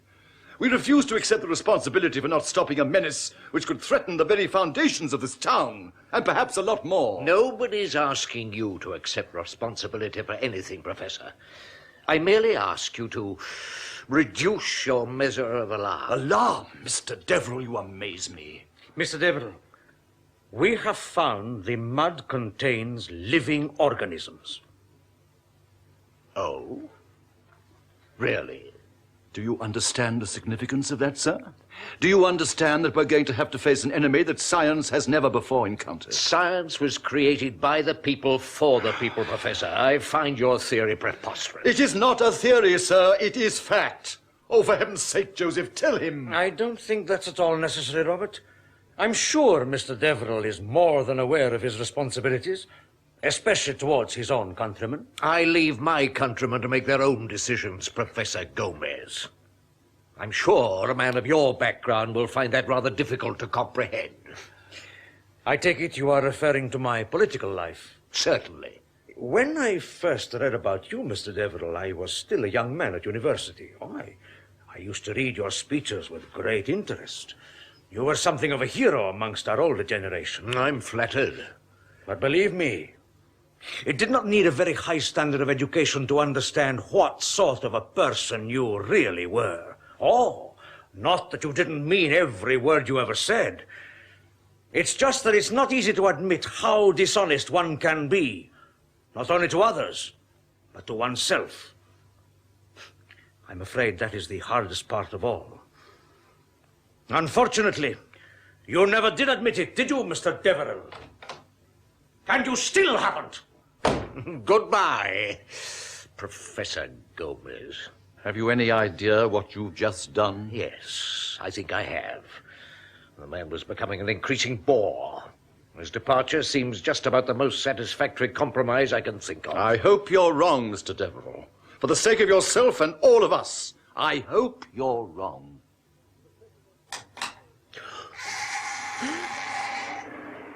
Can you see anything? No. Looks as though this old mill's full of junk. And cobwebs. Well, let's have a look inside.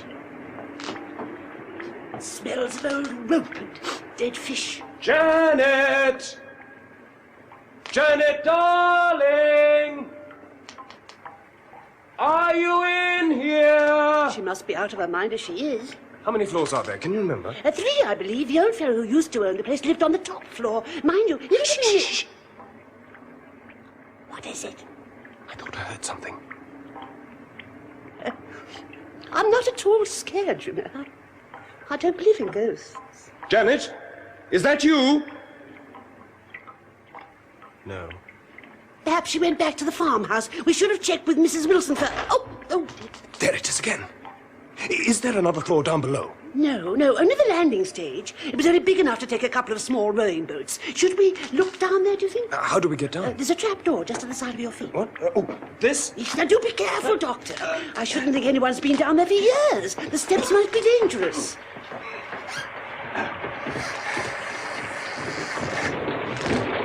Janet! Janet! Damn. What's the matter? The bulb in your torch is gone. Do you have any matches? No, it's all right. I've got some.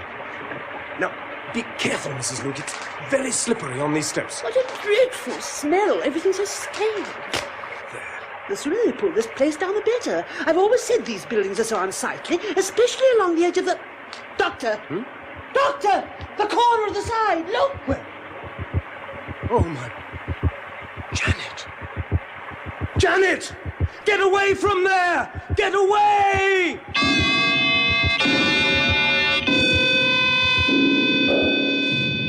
That was episode 4 of The Slide by Victor Pemberton, with Maurice Denham as Hugh Deverill MP and Roger Delgado as Joseph Gomez. The part of Professor Landers was played by Rolf Lefebvre, Dr. Ken Richards by David Spenser, Anna Deverill by Marion Mathie, and Professor Lippert by Allan McClelland. Inspector Baxter, Geoffrey Matthews, RAF Corporal Anthony Hall, Tug Wilson, Stephen Jack, Nursing Sister Eva Haddon, Mrs. Wilson, Miriam Margolyes, Mrs. Luke, Noel Hood. Other parts were played by members of the BBC Drama Repertory Company. The special sound was by the BBC Radiophonic Workshop, and the recorded production was by John Tydeman.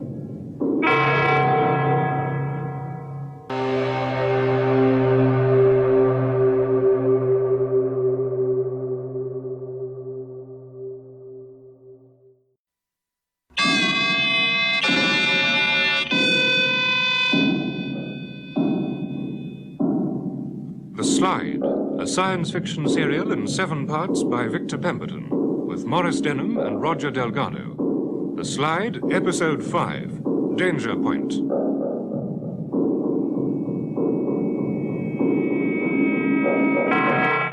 Janet Marshall has disappeared from her room at Redlow Hospital. In the darkness of the old Dutch mill on the banks of the River Holly, Mrs. Luke and Dr. Richards find the girl crouching by a wall. Desperately, they struggle to get her out into the open air. Take her other arm, Mrs. Luke. That's it. Thank heaven for the fresh air. I thought I was going to suffocate in there.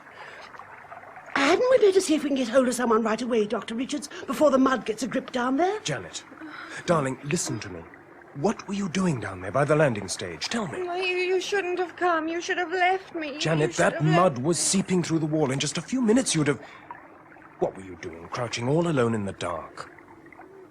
Won't you talk to me? There's nothing to talk about. I want to help you. I don't need your help. Nobody's help. Why did you leave the hospital like that? I couldn't bear it any longer. I couldn't bear it. But in the middle of the night? Oh, it was the best time, the only time.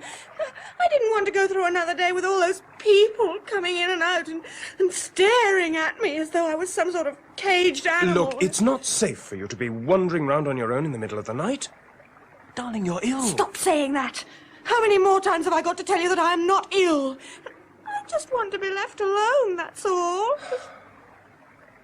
Janet, what happened to all those other people? I don't know what you're talking about. What other people? I want to know. 7 patients disappeared from the ward next to your room at the hospital, and all at exactly the same time. Now, what's happened to them? Oh, look, darling, if you know where they are, you've got to tell me. We've had half the county constabulary out looking for them all day. Their relatives are going half out of their minds. I'm sorry. Mrs. Luke. Yes? Can you drive? Why, yes, not for years, though. I have a bicycle. Will you take my car and drive Miss Marshall straight back to the hospital? No! If you ask for Dr. Robeson, he'll know what to do. No, I'm not going back to that place, not Now ever. listen, no. Janet. If you think anything of me, anything at all, you'll do as I tell you. We'll go back to that hospital and let them take care of you. If you don't, well, it's up to you. It's 11 o'clock. What are you going to do, Doctor? Oh, we're so busy trying to get rid of the mud on the other side of the town, nobody seems to know it's over here as well. The sooner somebody does, the better. I'm going to see if I can get hold of the inspector. He said something about them going to seal the Holly Crag caves with explosives at about 11:30. Oh, I'll just about make it. I'll call the hospital and tell them you're on your way over. You can meet me there. Right. Sure you can cope? Perfectly. Now, Janet, don't let me down, please. See you. Are you ready, my dear? Now, we're not going to be silly about this, are we? You'll find I'm just as determined as you are. Right then, give me your hand. Wait a minute. What have you got there? No. Let me see. No. Let me see. Oh, Miss Marshall. How could you? A little sparrow. A poor, dead little sparrow. Keep clear of those rocks! Keep clear of those rocks! Right. As soon as the dust clears, take a few of your blokes round the back of the crag, Sergeant Johnson. Very good, sir. Make sure there's no mud coming out anywhere. I want this place sealed in once and for all, okay? Right you are, sir. Inspector, can't you get some of your people down to that mill? I'm scared it's going to start flowing out any minute. I'm sorry, Doctor. There's nothing I can do till I've got this mess cleared up. But if we don't get those caves sealed now, there'll be no holding them up. Can't you get any more help? I've got half my blokes here, the other half down in Holly Mill Lane, and most of them haven't had a wink of sleep in 24 hours. That makes 5 overflows now. 5? Yeah, apart from the lane, the mill, and here. There's one just at the back of the Regal Cinema. But that's practically inside the town. There's a main shopping area just there. I know. They had to clear the cinema during the last performance tonight, just in case. Well, where's the other? Center Heights. What, the new apartment block? Yep, it's about a 25-yard gap in the lawns at the back, right alongside the fountain. It's happening, Doc. I tell you, it's all happening. Oh, for heaven's sake, sister, what do you mean she's not arrived? Well, I left her with Mrs. Luke over an hour ago. They were coming straight here to the hospital. I'm sorry, Dr. Richards. I gave strict instructions to the porter on the gate to bring them up as soon as they were here, but so far there's been absolutely no sign of them at all. All right, sister, thank you. You can leave it with me now. Yes, Doctor. Ken, would you come into my room for a minute? Oh, yes, certainly. Now, look, Ken, something's got to be done about this. What do you mean? I mean Janet. As soon as we get her back here, she must go to psychiatry. Oh, don't talk nonsense, Michael. I'm telling you, she'll have to. Look, Janet's as sane as you or I. Are you sure? Well, let's stake my reputation on it. Have you any idea why she kept herself in a darkened room all the time she was here? Well, no. To your knowledge, you're sure she's never had treatment? If you mean psychiatric, the answer's no. Not necessarily psychiatric. Ken, have you ever thought about hypnotism? Hypnotism? What are you talking about? Well, you remember old Dr. Luther?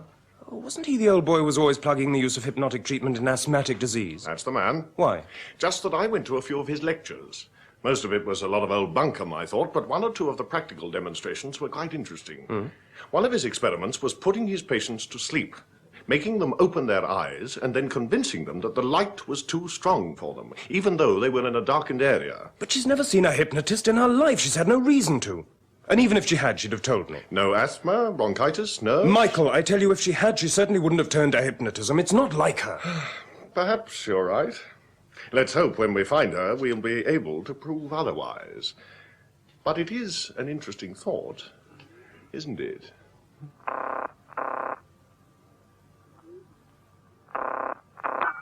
County Constabulary. Police? Is that the police? Yes, madam. Can I help you? Come quickly. You've got to come quickly. Where are you, madam? Look at the number of your telephone. Just tell me where you are. It's the crossroads. The box at the crossroads. Which crossroads, madam? Near the mill, the river. Oh, I've got it. Are you hurt? It'll only take us 5 minutes to get there. No, I'm all right. Just hurry. As soon as you can. There's been an accident. Inspector, how long do you think you can hold the mud back in this sector? And look, is it possible to erect some kind of barricade near the wall of the cinema? Well, it's possible, all right, sir, but it won't do no good. We put up solid concrete blocks in Mr. Wilson's farmhouse, but they just topple over like a pile of matchboxes. The house doesn't stand a chance now. It's surrounded on all sides. The foundation will never take the strain. Well, I've already spoken to the town council. They've agreed not to wait for Mr. Deverill any longer. Why? Why is there this change of substance during the day, Robert? You know, I feel the answer is so close. It's staring us right in the face. Professor. What is it, John? There seems to be more rock salt here than in any of the other overflows. But again, these thin green streaks, they mean something. I know they mean something. 5 fissures in 4 days. And in that time, the mud has progressed in Holly Mill Lane alone at the rate of over a quarter of a mile each night. You both realize, don't you? These new overflows could penetrate the main thoroughfares of the town within a matter of hours. Inspector, I don't care what you do or who you get, but it's imperative you spare no effort to seal these last overflows before they extend any further into the town limits. If necessary, get every man, woman, and child out of here. I'm beginning to think some people forget that I'm just a policeman around here. Great Scott, what's that? It sounds like St. Hyde's way. Excuse me, gentlemen. Sarge! Sarge! Look, there's a great pall of smoke over there, whatever it is. Professor! Professor! Mrs. Deverill. Professor, I need your help. My husband. What's happened? He's called a press conference at the town hall for 5 o'clock. Oh, what's wrong with that? Well, he has absolutely no authority to do so.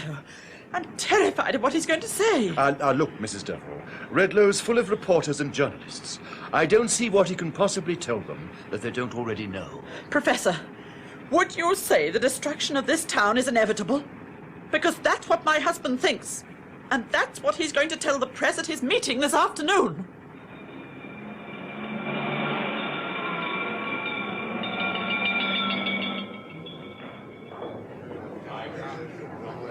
In front of you, gentlemen, at the side of me here on the platform, you see a scale model of a town.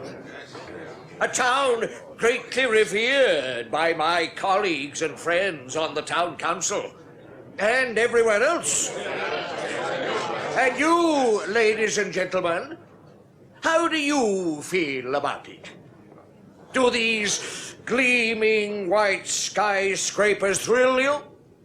Inspire you? Excite your emotions? Because here it is, a towering tribute to man's determination to create. By now, you are familiar with the events of the past few days, which have brought so many of you hurrying from the far corners of the globe. But now, why is that? Is it because you really believe nature has struck a cruel blow against this small corner of the English countryside? Paralyzed a daily routine? A way of life that has continued for countless generations? Or can it be that somewhere inside each one of you there are more decisive questions yearning for an answer? Somebody do something. We can't let him go on like this. No. Wait a few minutes. I want to hear what he's going to say. Now, most of you people here today have described in your newspapers what has happened down here as an evil freak of nature. But my friends, I can assure you it is not. Whatever evil there is in ourselves. Have none of you ever tried to find a way out of stagnation? Tried to find a new way of life, a new way of thinking, a better way? Well, I have. The world, ladies and gentlemen, is on the brink of a new and exciting existence. Soon the circle will be broken. The flower will wither. Death is not something to be feared. It is not finality. Death is not finality. The man's right off his head. I wonder. We'll see if we can get down nearer the front. Follow me. We may look to the stars, ladies and gentlemen, but it won't do any good. Our hope for the future is right here on Earth. We don't have to be scared of dark anymore. Darkness is the new giver of life. Darkness. And do you know why? Do you know why? Because the sun, ladies and gentlemen, is no longer the creator.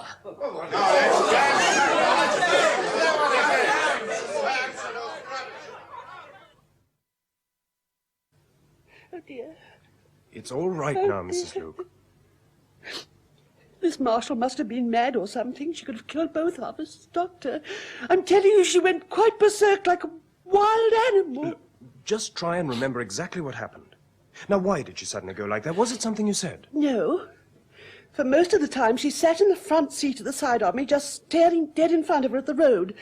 Every so often I could see her face reflected in the wing mirror, all white and drawn. And her eyes, they were so determined. Tell me how the accident happened. Well, it was those two stupid old people. They seemed to spring out from nowhere, right out of the darkness. Before I could do anything, that wretched girl had grabbed hold of the steering wheel, and we were going straight for them. There was nothing I could do. She was far too strong for me. But then, it was quite extraordinary. Just as we were about to hit them, she screamed out and swerved the car right off the road. We ended up at the bottom of the incline, glass everywhere. I don't know how we weren't killed. What happened then? I suppose I must have blacked out for a few minutes, but I do remember seeing that girl scrambling up the grass verge with the two old people. Where they went from there, I don't know. Sister, could either of these two old people be from the hospital here? I don't know, Doctor. There are so many of them missing now, it's hard to keep track. It was so awful to see the three of them all standing on the road at the top, just staring down at me. Do you know, I really think they were wishing me dead. Oh, Mrs. Luke. Mrs. Luke, have you any idea in which direction Janet went? Was it back towards town? I've told you, I don't know. I feel so guilty to have let you down like this. You should never have trusted me with her. She's a very sick girl, Doctor. Yes, I know. To think of her wandering around the countryside all alone like that in the dark, and then hiding in disused buildings, carrying those poor little creatures about with her. Creatures? Yes. Soon after you left us, I found she was holding on to a poor, dead little bird. What? A little sparrow.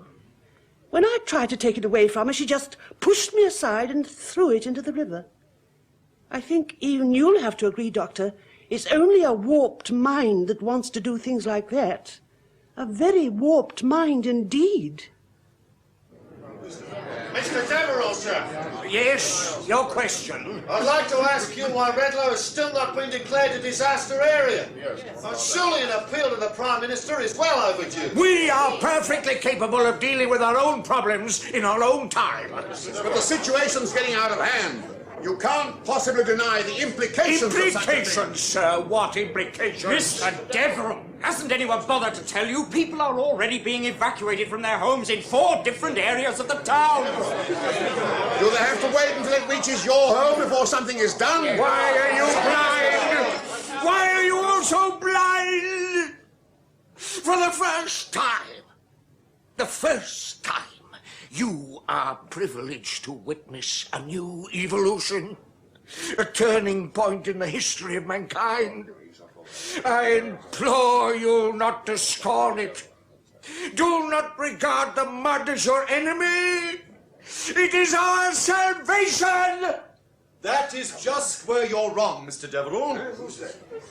In the interests of public safety, ladies and gentlemen, I beg you to disregard anything you've heard from this man during the course of the last hour. All you ladies and gentlemen gathered here are well acquainted with the innumerable natural disorders which frequently ravage the surface of this earth. But now I ask you to consider this. What kind of disorder is it that can produce tremors, fissures, and a discharge of an unidentified substance in an area which is generally accepted by us all to be outside the seismic belt? How great our danger is, I will let you decide. I will ask nothing of you other than you listen to the latest evidence at our disposal. No, don't listen to these men. They bring you nothing but lies. It's up to you, ladies and gentlemen. It's up to you. Let them speak. Let's hear them. Very well. Professor Gomez and Professor Lippert, will you come up here, please?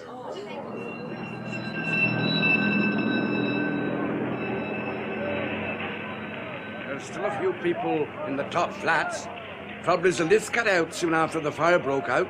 I'm afraid there's not going to be much left of Centre Heights after this. How did it start? Anybody know? A couple of the portals smelt the fumes. Unfortunately, the generator blew out just as they got there. The generator? So it was an electrical failure? Yes, the whole building was blacked out from top to bottom. That blasted stuff. What are you talking about? What stuff? Well, the mud. The mud? In the basement. Was full of it. Over a foot deep. The fire boys nearly had a fit when they saw it. Inspector!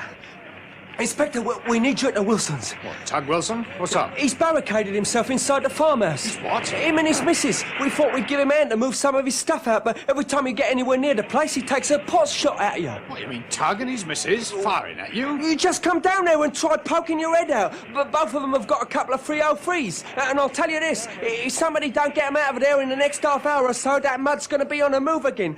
And the mud's already pressing against every wall of that house. Every single wall.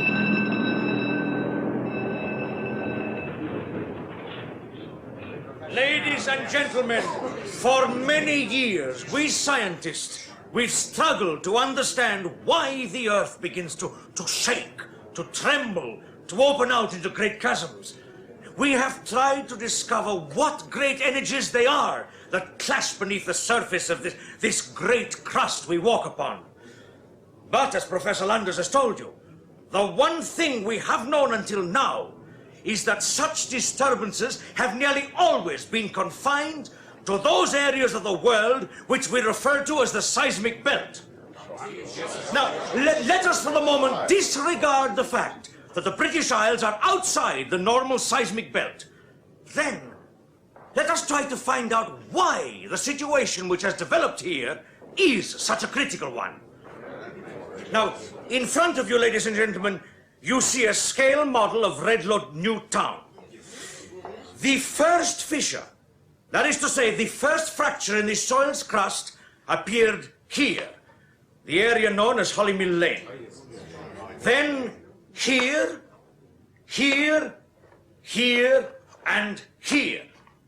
5 distinct fractures, not all in one place. But, ladies and gentlemen, look at the model and see for yourselves the almost perfectly symmetrical pattern, the circle formed around the town.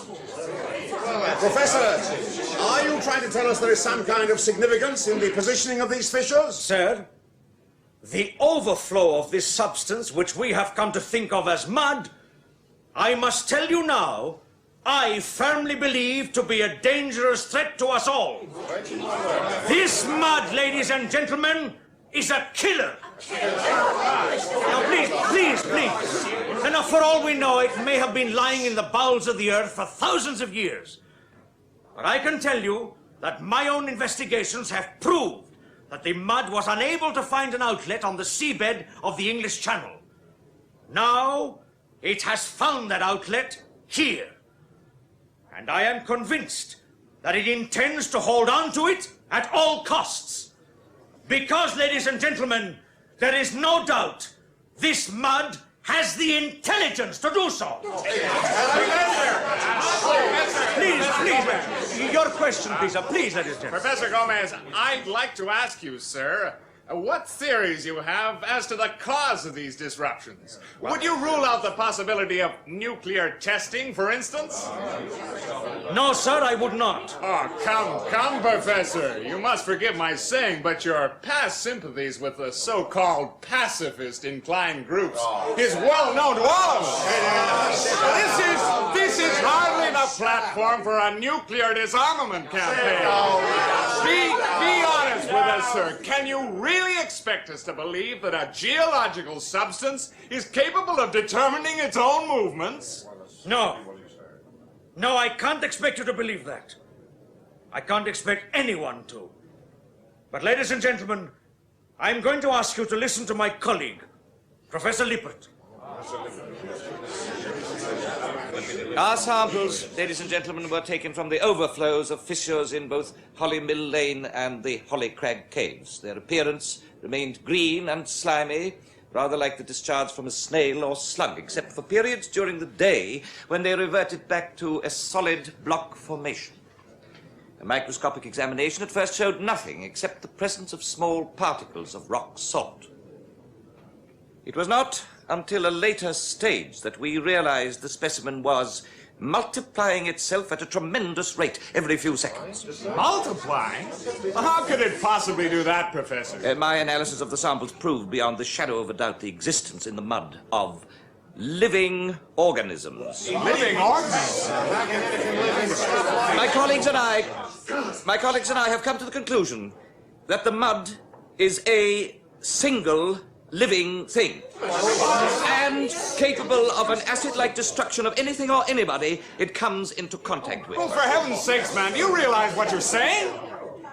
Ladies and gentlemen, the mud is a living thing containing an unmistakable heartbeat, which we have measured at the rate of 72 per minute, and that, my friend, I'm sure you will know, is comparable to that of any adult human being. But if this is true, this surrounding of Redlow could be the first step towards the ultimate destruction of this town. Not only this town, my friend. Remember this. Every minute we allow this monster to exist, it doubles and perhaps even trebles its strength. Time is against us, ladies and gentlemen. Make no mistake about it. Either we find a way to destroy it now, or we let it destroy us completely and irrevocably.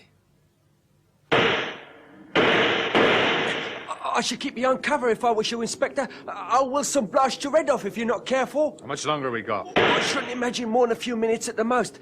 The top of the mud's already got a shine on it. That's a sure sign it's beginning to soften up.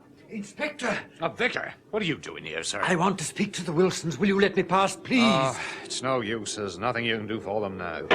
Mr. and Mrs. Wilson are my parishioners. They're church-going folk. I'm sure they'll listen to me. You put one foot out there, sir, and they'll blow your head off. Believe me. I've got to try. I have to. Please. Please.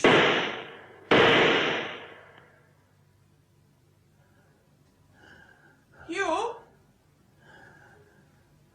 Hello, darling. It's no use staring at the model like that. It won't help. Everyone's gone. Come on. I've got the car outside. Let's go home. I have no home. Oh, Hugh. Why did you do it? What made you say all those things? Your whole dream, everything you've ever fought for, all gone just in a few minutes. Why, darling? Look at it. My town. My dream. You made it a reality. You should be proud. Proud?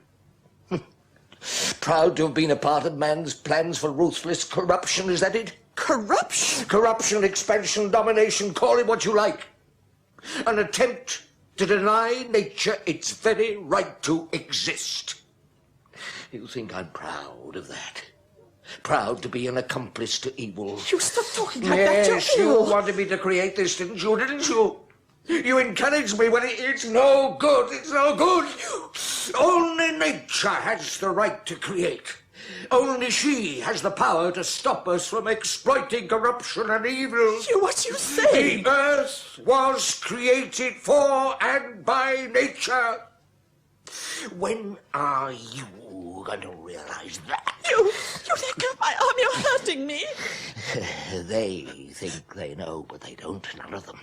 When the darkness comes, they won't be able to shield behind the sun anymore. You, what are you doing with that stick? For God's sake, put it down. Not any more.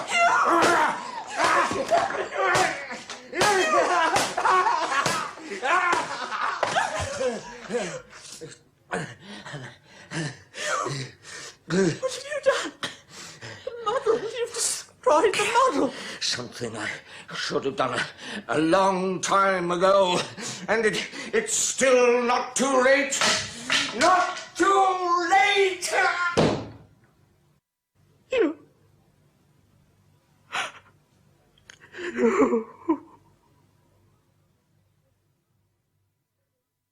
Mr. Wilson! Mr. Wilson, can you hear me? Get out of there, Vicar. This has nothing to do with you. For heaven's sake, man, use your senses. The mud is already beginning to soften. Leave your farmhouse before it's too late. Nobody takes away what belongs to me. But don't you understand? You're endangering your lives. Those walls won't be able to take the strain for much longer. Don't listen to him, Tug. He's just trying to trick us. He's no different to the rest of them. Go back to your church, Vicar. Tell them some of your lies. You don't mean nothing to us now. Go back! Please, Mrs. Wilson. I beg of you both. Your house will be rebuilt. Don't sacrifice yourselves for an unworthy cause. Don't abandon your faith. Everything you've ever believed in. We'll help you.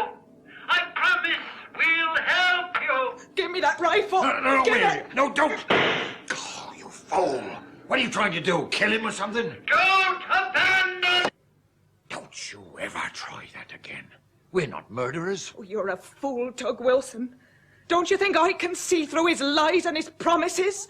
It's always been like that, and it always will, whilst we let it. He's always been a good friend to us. Perhaps he's right. Perhaps we are causing a lot of misery for no reason. No reason? This is our house, Tug. We built it, you and me, with our own bare hands. But if it's true what they say, if it is dangerous... Oh, dangerous? I don't want to take no chances. And I can't bear being locked away like this. It's so hot here. I feel stifled. It's not so bad, is it, love? At least we're together. That's what you always wanted, isn't it? What's that? It's nothing. Don't worry, love. The ceiling, look, it's shaking. It's all right, love. This is what we've been waiting for, you and me, all our lives. This is just the start. Don't it make you feel good, my love? Don't it make you feel good? The walls, it's all going to cave in on it. We've got to get out of here quick. We've beaten them now, Tug. You and me, we've beaten a lot of them. Put your arms around me, come to me. No, I'm suffocating, I tell you. I've got arms of air. Help! Somebody help us! Help! Hold on to me, Tug. Hold on. And we'll never be parted again.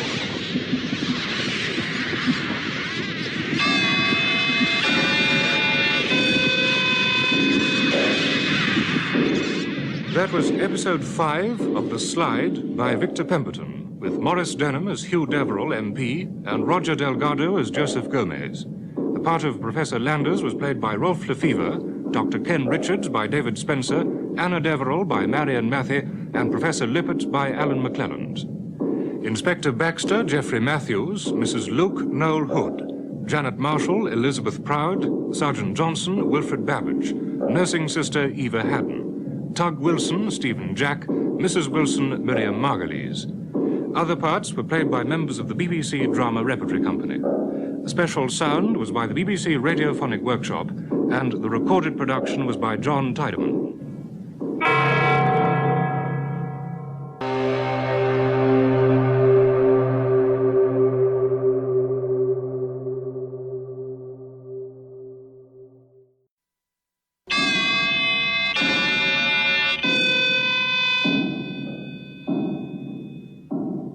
The Slide, a science fiction serial in 7 parts by Victor Pemberton, with Maurice Denham and Roger Delgado. The Slide, Episode 6, Time Limits.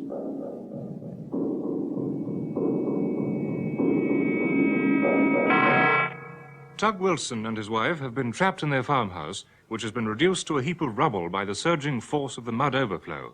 Redlow Newtown itself is now a major disaster area.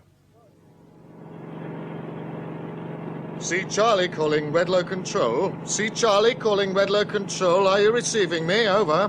Control to see Charlie. Control to see Charlie. Receiving you. Go ahead, please. Over. I'm following a course due west of the Holly River. Just coming over the town centre now. Looks pretty hectic down there. What are they doing anyway, all those trucks and lorries? Like a ruddy circus. Over. They're getting the hell out of there, chum, wouldn't you? Over. True, true. The streets look as though they're crawling alive with that stuff. Now look, Control. Listen carefully, please. This is my 3rd circuit around the town. Have you got that? Over. Go ahead, please. Over. So far, I've seen 2 slides of mud in a small field at the back of the skyscraper block. But that is what's left of it. Then there are a couple more alongside the railway line, about 200 yards outside Redlow Station. I should warn them if I was you. Over. Thank you, see Charlie. Message received and understood. Please complete 1 more circuit, then return to base. And whatever you do, chum, keep your eyes open. Out.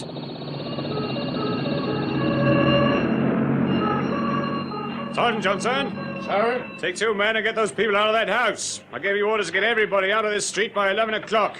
Now, what's up with you? I've got to do everything myself. I can't help it, Inspector. There's some old dear called Mrs. Luke trying to get the boys to put a piano on the truck. It's a hell of a job. Well, get her out of there. Unless she wants the whole street to come down on top of her. And a piano. Yes, sir. Is that likely so soon, do you think, Inspector? I really don't know, sir. But after last night with the Wilsons, I'm not taking any chances. There's no gas, water, electricity. Can't even get a telephone line through to London. The mud's been seeping up through these drains in the road all night. Oh, you mustn't blame yourself, you know. What happened to the Wilsons was not your fault. No, sir. And whose fault was it? I've known Tug Wilson and his missus for years, ever since I left the beat.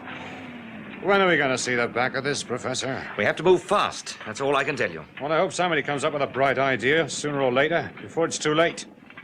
It's not the mud that scares me so much as people. What do you mean? Do you know what they were doing in the town last night? No. Right in the centre of the main high street. Looting. Looting? Mm-hmm. The sane, level-headed British public, smashing shop windows, swiping everything they could lay their hands on. Oh, I don't suppose you can blame them, really. When the unexpected turns into a nightmare, it's bound to turn them into animals. Inspector, how can I get down into those sewers? Do what, sir? There's obviously a fracture down there somewhere. It's just possible we can do something if we can find out which way the mud is moving. I'm sorry, sir. I can't allow that. It's much too dangerous for you to go wandering through the town sewers on your own. That's easily settled. Come with me. Well, I don't know about that, sir. You've told us yourself, that mud's alive. You never know what it might be capable of doing. Not during the day, Inspector. You can see for yourself it's as hard as concrete. Now, come on, it won't take more than 10 minutes. I just want to have a look. Yeah, oh, very well, sir.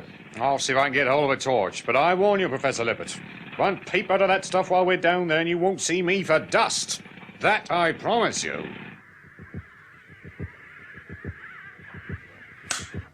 Well now, Doctor, what do you think? Yes, it's a heart, all right. But a living organism in a geological substance. You've had the chance to study the mud sample under the microscope, Doctor. What more proof do you need? Well, it's just that it takes quite a bit of getting used to. This, of course, does answer quite a few questions. Such as? Well, if we're to believe that this mud is alive, with functioning brain cells, then we must also believe that it's capable of exercising its own intelligence. You mean equal to that of a human being? And maybe more, Professor. Oh, surely. In fact, the evidence at our disposal is now too overwhelming to think otherwise. I don't quite follow you. Well, during the past few days, our surgeries throughout the town have been crowded with patients complaining of almost identical symptoms. Oh, on the face of it, quite ordinary, you know, headache, sickness, nausea. But the interesting thing is the depression which follows. Depression? Yes. It's difficult to describe, really, but from nearly all these people, we've had reports of them doing the most extraordinary things. Things which are so completely alien to their own personalities. And in some cases, this has led to direct physical violence. Yes, Doctor, but isn't this a perfectly natural reaction? The hospital is still treating hordes of people for shock after the earthquake. I'm sorry, Professor, but I believe there's more to it than that. And so do my colleagues. You think that there's some connection with the mud, is that it? Well, for instance, Professor, an old man throwing himself into the mud in the caves. People disappearing from the hospital wards in the middle of the night. Yeah. Even Mr. Deverill with that absurd press conference of his last night. And Janet, my own fiancée who doesn't even know me anymore, roaming around the countryside heaven knows where. And then what about the wildlife? Birds, cattle, sheep, cats, dogs, dying off by the score and for no reason. Now, let me see if I understand you, Doctor. You believe that certain sections of the community are being subjected to some kind of mental pressure. Is that correct? Yes. An outside pressure trying to force its way in. Yes. And that outside pressure is the mud. Yes. But how can the mud, even with its brain cells and heartbeats, exercise any sort of pressure over the human mind? My dear Robert, in a way that we should have realized long ago. You tell him, Doctor. Hypnotism, Professor. The art of hypnotism.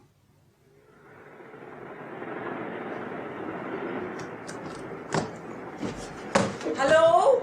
Anybody at home? Maggie, what are you doing here? I didn't know you were in Redlow. I got a lift in from Maidstone. There's a blockage on the line just outside town. Even the boat train passengers had to be diverted. Oh, dear. This noise. How long's it been like that? The whole night I haven't slept a wink. I suppose you know we're what you call a distressed area now. We're all being bundled off to the RAF camp at Redlow. I'm supposed to be out of here by 11, hence the mess. How are you, my dear? I'm scared, Maggie. In fact, I've never been so scared in my whole life. It doesn't sound a bit like you, Anna. You've always known how to cope in the past. Why did you come down here, Maggie? Did they send you? Oh, I suppose you could call me a sort of advance guard. There was a secret meeting at Chequers during the night. I think you'll find my arrival the first of many. Anna, what's happened to Hugh? Well, ask me. You've known him just as long. Now, don't be silly, girl. I'm not down here as a politician. Hugh's my friend, and so are you. He's a very sick man. That's all I know. This wild press conference of his last night. He attacked everyone. The government, the party, the council, even his own original conception of the town. The whole country's buzzing with it. What's gone wrong, for heaven's sake? It's so unlike him. Perhaps you better see for yourself. He's in here. Hugh? Hugh, there's someone to see you. Hugh? Hello, boy. Don't you want to see me? It's Maggie. Whereabouts are you? I can't see you in all this dark. What do you want? Oh, there you are. Why, do I have to have a reason to visit an old friend? Can't we have some light? Leave those curtains alone. But it's a lovely day outside. Anyway, it's silly to sit and talk in the dark, so impersonal. I prefer it. Now, what do you want? We were wondering, Hugh. Some of us were wondering when you're coming back. Back? Where to? Why, to Westminster. We haven't seen you at any of the meetings over the last few days. There was one at Chequers last night. We missed you. And you came all the way from London to tell me that. That my colleagues, my associates, my friends all miss me, is that it? What's the matter with you, Hugh? Don't you care about Redlow anymore? Your town? You know very well all the government wants to do is... My dear friend. When are you and all the rest of those fools going to realize that the time is coming when the only form of government will be the earth itself? Hugh, you can't sit by and see the town swallowed up right in front of your very eyes. Maggie. Oh, Maggie, can't you feel it? The vibration of an exciting new life. Hugh, how much longer do you intend to lock yourself away like this? For as long as I wish. And how long is that supposed to be? I shall know. Very well. Then I shall take Anna with me. No, Maggie. If you want to stay here and rot, you can do so. But don't expect your wife to rot with you. Right. Very well. Maggie, what are you doing? If you won't let God's good light in, I will. No. No. Look out there, Hugh. Take a good look and feel the sun on your face. My eyes. Somebody help me. My eyes. My eyes.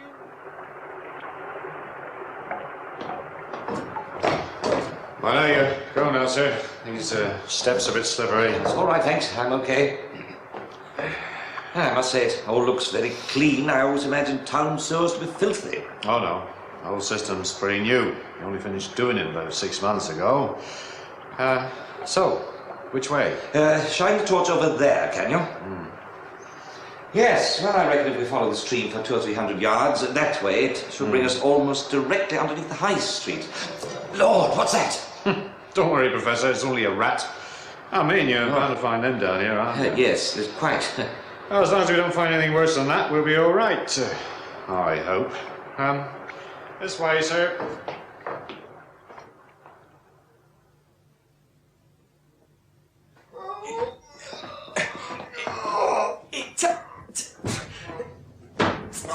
Take it over your side a bit, Gibbons. Mind me blasted foot. May I be careful there, you two? I don't want it chipped. This is best French polish.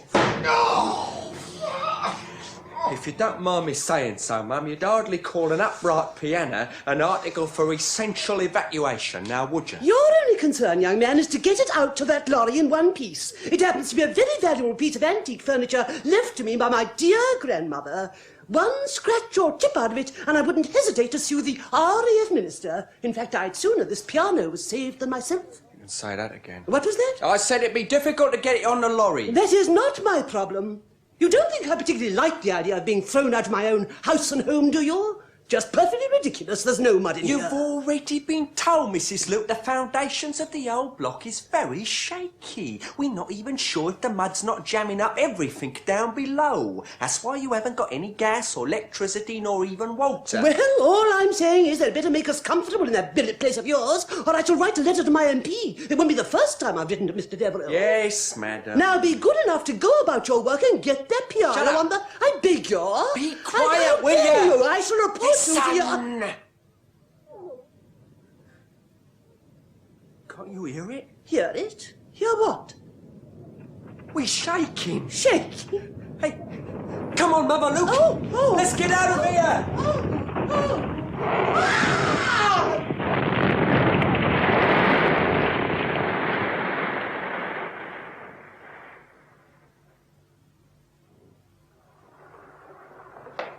I should think we're just below the High Street now.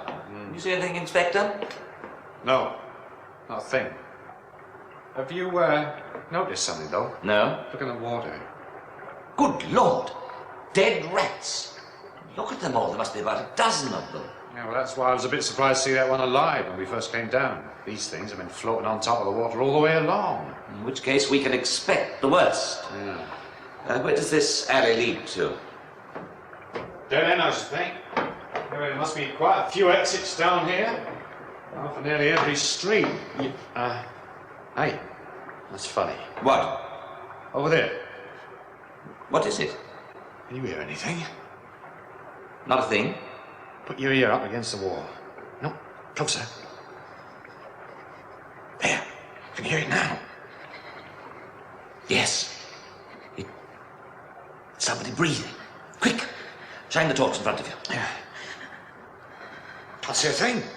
Not a damn thing. Give me the torch. I want to look down this alley. Those rats, there must be dozens of them floating in the water. Yeah. Have you noticed the colour of the water now? Real dirty green. You ask me, the best thing we can do is get it. Professor, hit quick the torch. Where? Dead ahead of you. There. Someone crouching on the ground. Oh, it's a woman. You there. Hey, you! Hey, who are you? What are you doing down here? Hey? Now, don't be scared. I'm not going to hurt you. Hey, come back. Come back. Inspector. Yeah? Look, there are more of them. Look on the other side. Where? Look, they're all huddled together around the bottom of the steps. A whole lot of them crouching on the floor.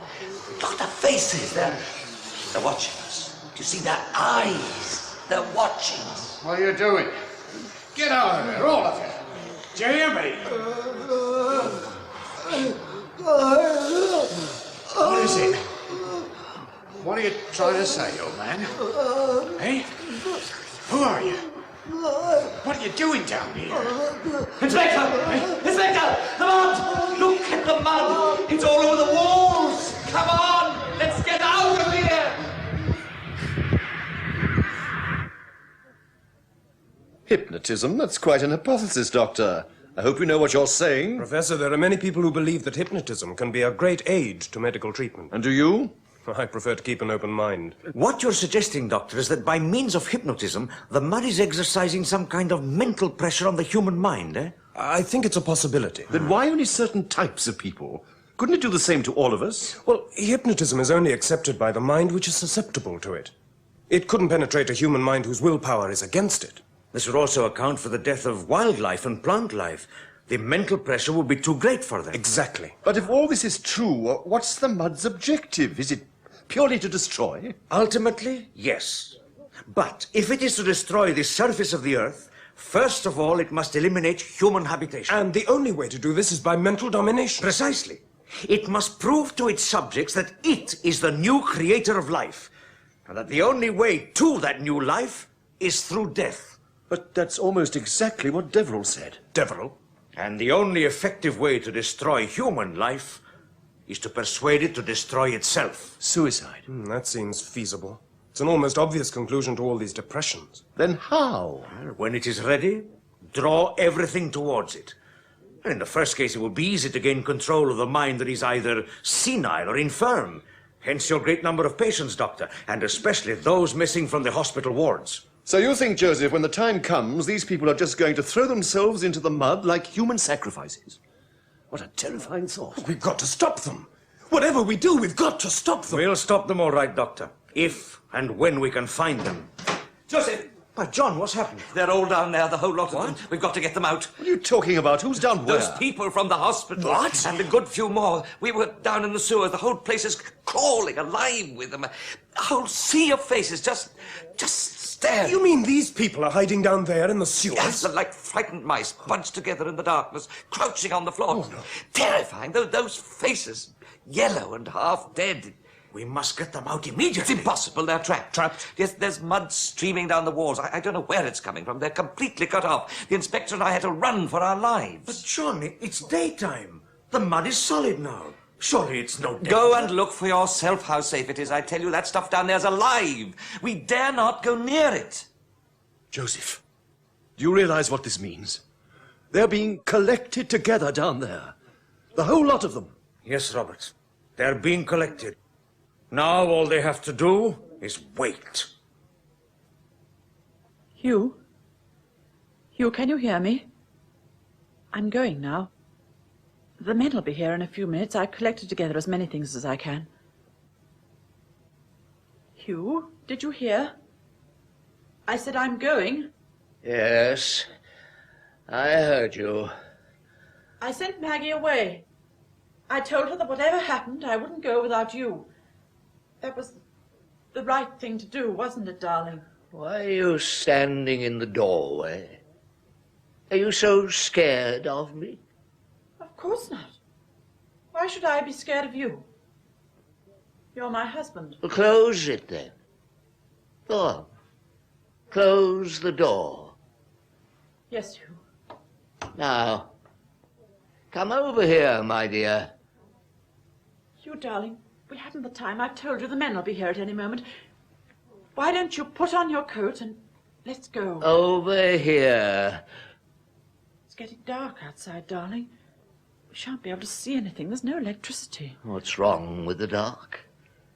Don't you find it relaxing? Please, darling. Now sit here, other side of me. There, that's better. Your hands are so warm. Yours are freezing. So beautifully smooth. Then you're a very beautiful woman, Ella. You always were. I'm sorry about Maggie, darling. I didn't know she was going to do that. I didn't know she was going to open those curtains. Really, I didn't. I know you prefer the dark. You know what my father used to do when I was a child, if ever I displeased him just once? He'd lock me in the cellar, in the darkness. Small child, all alone, master of his own little world. It was a very strange feeling. Sometimes I could sense the spiders crawling down the walls. I couldn't see them, but I knew they were there all right. Please, darling. I remember I used to sit on my stool in the darkness, and suddenly I would feel this thing crawling slowly up my bare leg, but I wouldn't move, not an inch. I would sit there for as long as I could without taking any notice of it. Then it would stop still on my leg. You could almost hear the two of us in the darkness trying to decide what to do next. The spider always went, and I was always the winner. I suppose it was a sort of game. Maybe that's why I'm not scared of the dark.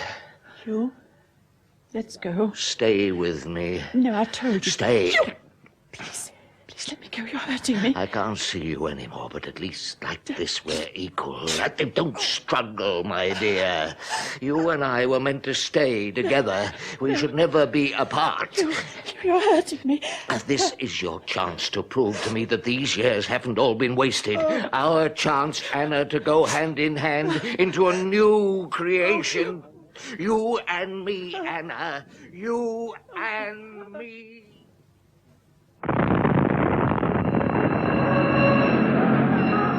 That's the main post office, I think. Probably it was a gas main explosion down below. I'm not surprised. I don't think my nerves can stand it much more of this. You know, we'll have to clear that laboratory if this goes on much longer. It's getting too close for comfort. When the devil is all this going to stop? That's what a lot of people would like to know. I beg your It's Professor Landers, isn't it? Yes? Well, I'm Margaret Griffiths from the Home Office. Ah, Miss Griffiths. This is my colleague, Professor Gomez. Professor. How do you do, Miss Griffiths? It's a pretty sight, isn't it? Did you know this was to have been some sort of showplace for Redlow? Our Postmaster General ought to see it now. So, gentlemen, what do you intend to do? Do? Well, do you want us to sit tight and see the town crumble all around us? Is that the idea? Miss Griffiths, you've been working night and day to try and find the cause of this outbreak. It's not the cause we're interested in, Professor. It's a remedy we want. A way to save this town. Professor Gomez, you were called in because of your superior knowledge of geological disturbances. Haven't you even the faintest idea how to get rid of this stuff? No, Miss Griffiths, I'm afraid I have not. Then somebody must have. There are scientists down here from all parts. Some of them must know what Miss to Griffiths, to our knowledge, what has happened here in Redlow is something that has never before been experienced in the history of mankind. Now, somewhere beneath the surface of this tired earth, there is a hard core. How far down, we may never know, but it is our enemy. Its aim is to destroy us, to crush whatever human life is left after all this. Now, this mud, Miss Griffiths, it is the army of that core. And make no mistake about it. If we allow it to spread, it will not stop here. Then what you said at that press conference last night was quite true. We are no longer fighting a geological disruption, Miss Griffiths. This is war. War between two human minds. It's a battle of the giants. And one of them is more powerful than we had ever dared imagine. Well, Professor, what do you need? Something I'm afraid that nobody can give us. Time. We must have time to find out who or what is the real enemy of this monster.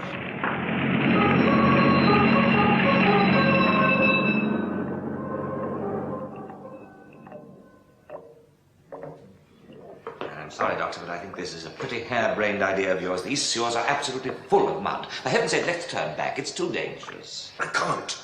I've got to find Janet. Look, what sort of a person do you think I'd be if I just went off and left her to die down here? All right, but I'm going no further than the end of this block. The first alley where we saw them is just on the left. Now, keep your back to the wall, and whatever you do, don't move without me. It's so blinding dark down here, you can't see it. Stop! What is it? Shh! There's someone there. I can hear the breathing. Yes. Look there, right ahead. It's a girl. Janet! Come back, you fool! Janet! You want to get yourself killed! The torch, I tell you, it is her! Doctor! Janet! Doctor, come back! Janet! Doctor, there's a mud bank just in front of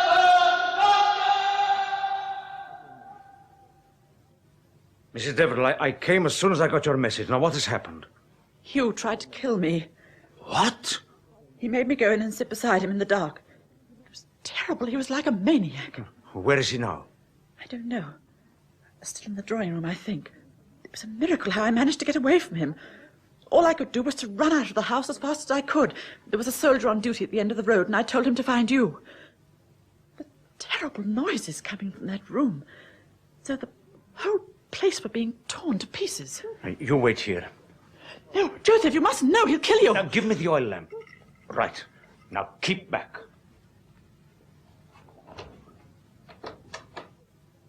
Mr. Deverill? Mr. Deverill? Are you in there? All right, Mrs. Deverill, you can come in. He's not here. That's strange. I didn't hear him go. Joseph, look at the room. What's he done? Look, is there another way out? The door in the corner. It leads straight out into the garden.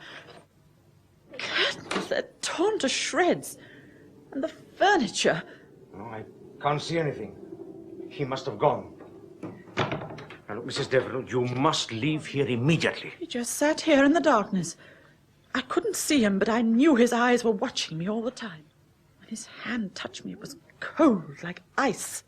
What made him try to kill you? I don't know. It all happened so quickly. He grabbed hold of my throat and started to squeeze. I felt the life draining out of me. Oh, he must hate me very much. No. What you see in your husband now is a puppet. He's no longer able to think for himself. He's so alone. I think most of all, that's the thing I can't bear. We shall get him back, Mrs. Deverill. Him and all those other people. We must. Janet, look at me, darling. Don't you know me? For heaven's sake, ma'am, don't take another step. The bud's active, waiting for you to move in. Janet, please. She's a prisoner. At her face, her eyes, she doesn't even know me. She can't hear you, ma'am. She's only allowed to obey one voice. It's a trick to get you over there. Now, whatever you do, I've got to get her back. I just can't leave her down here like this. Look, she's under command. She doesn't know you, doesn't want to. Look, once you try to make contact, that stuff is going to go for both her and us. Janet, listen to me, darling. I'm going to take you away from here, out of this place. Now, if you keep perfectly still, I can just lift you across. No, Doctor, no. Janet, listen to me. To me! Now, give me your hand. Don't be a fool, man. Please, Janet. Please. That's it, darling. That's it. Now, just a little bit further. Go on, you can do it. Don't do it, Doctor. There's a pressure. Can't you feel it in your head? There's a pressure. Fingertips are almost touching. I've got you, darling. I've almost got you. It's moving, Doctor. Don't touch her. The mud's moving towards us. Hurry. No, Janet, don't leave me! Janet, please!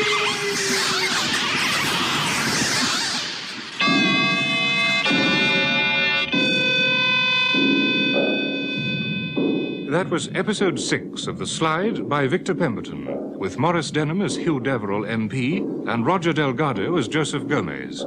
The part of Professor Landers was played by Rolf Lefebvre, Dr. Ken Richards by David Spenser, Anna Deverill by Marion Mathie, and Professor Lippert by Allan McClelland. Inspector Baxter, Geoffrey Matthews, Sergeant Johnson, Wilfred Babbage, Margaret Griffiths, MP, Joan Matheson, RAF Corporal Anthony Hall, Mrs. Luke Noel Hood. Other parts were played by members of the BBC Drama Repertory Company. Special sound was by the BBC Radiophonic Workshop, and the recorded production was by John Tydeman.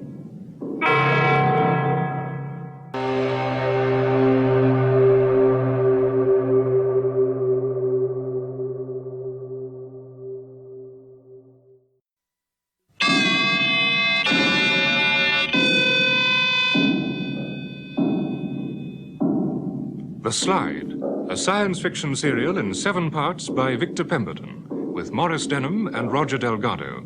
The Slide, Episode 7, Out of the Darkness.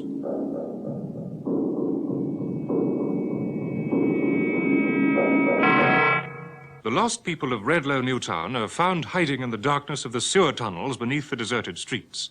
In the main square above, Inspector Baxter waits anxiously for Dr. Richards and Professor Lippert.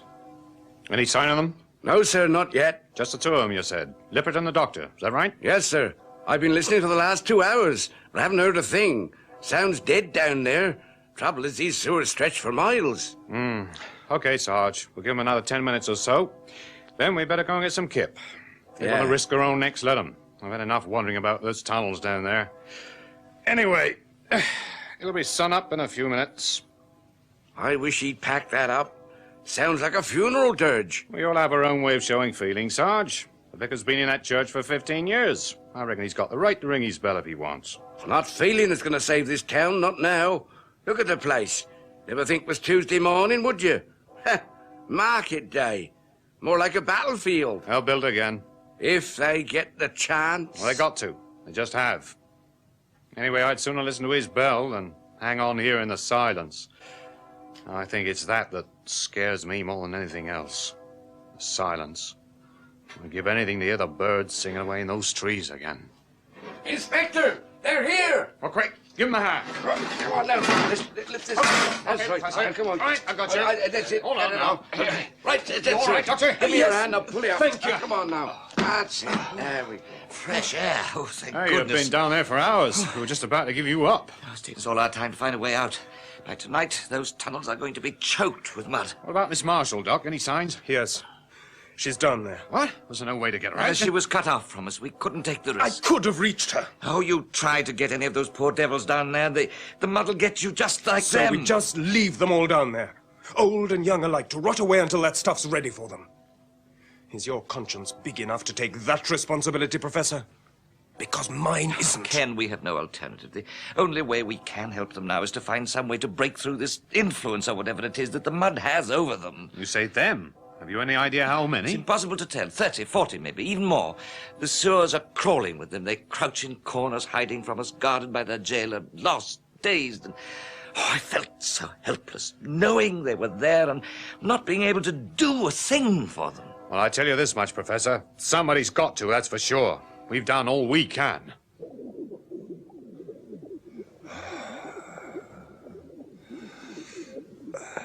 Robert? Robert, wake up. I'm sorry, old boy. Must have dropped off for a few minutes. An hour and a half to be exact. It's 7:30. Oh, is it really? Oh, well, when you get to my age, you need your rest. Any luck yet? No, the mud sample in the tank's been on the move most of the night. The only interesting thing that seems to have happened is the rock salt particles have disappeared from the side of the tank, you see? Yes. Look at the wretched stuff. It's much bigger than it was last night. At least 3 or 4 times, I'd say. You know, we'll have to get rid of it soon. It's too dangerous to keep in here for much longer. You know, that bubbling really is like volcanic lava, isn't it? Reminds me of some of those eruptions I saw in New Zealand. Would you like to blow out the lamp, Robert? Certainly. I'll raise the blinds. You know, we could do with some fresh air in here. I know. This light's a strain on the eyes. Oh, it's a beautiful day. There's hardly a cloud in the sky. You know, if someone had told me they had such sunlit days in England, I would never have believed them. Better? Much better. And let's hope the heavens are with us today. If they could just send us some wind, a little breeze. Everything is so still, so lifeless, so unreal. We could be a boat in the middle of an ocean. Joseph, quick! What is it? Look at the mud sample. Look! Let me... Robert! It's absolutely incredible. I was watching it. I watched it transform in front of my very eyes. But it's solid again. Completely solid. Of course, Robert. Of course! Inspector! Inspector Baxter. Mrs. Deverill, well, what are you doing here? The town's out of bounds to all civilian personnel. Inspector, you've got to find my husband. Mrs. Deverill, take a look around you, will you, please? There are 1,500 blokes trying to clear this stuff from the streets. I'm warning you. He may be dangerous. Dangerous? In his present condition, he's capable of doing anything. Who isn't? Inspector, he tried to kill me. He what? He doesn't know what he's doing.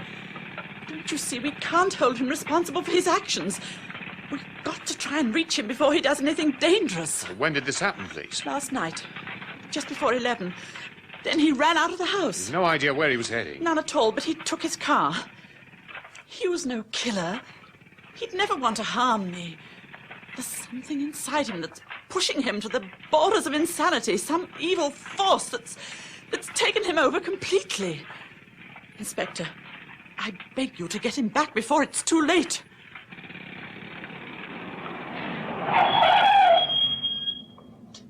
Oh, I'm sorry, sir. You have to turn round. The road's blocked from now on. Get that thing out of my way. I'm going into Redlow. I'm very sorry, sir. The town's out of bounds to all civilian personnel until further notice. If you want permission to... Oh, what's the matter with you? What are you looking at? Your face, sir. You all right? I am perfectly all right now. Will you get out of my way? Well, he's scratched, sir. You're bleeding. Let me get you to a doctor. I don't need a doctor. I don't need anyone. I've got to get into that town, and I've got to get in quickly. They need me. Don't you understand that? They need me. Turn your car round, please, sir. Damn it, man. Don't you know who I am? No, sir, I do not. My orders is that no one passes this barrier without permission from my commanding officer. It's not my business to know who you are, sir, so you'll be saving yourself a lot of time and trouble if you just turn right round and go back where you come from. And if you take my tip, sir, you see a doctor as soon as you can, and them scratches look as though they need it. Hey, what the heck you doing? Now, are you going to get out of my way? Put that gun down. Are you mad or something?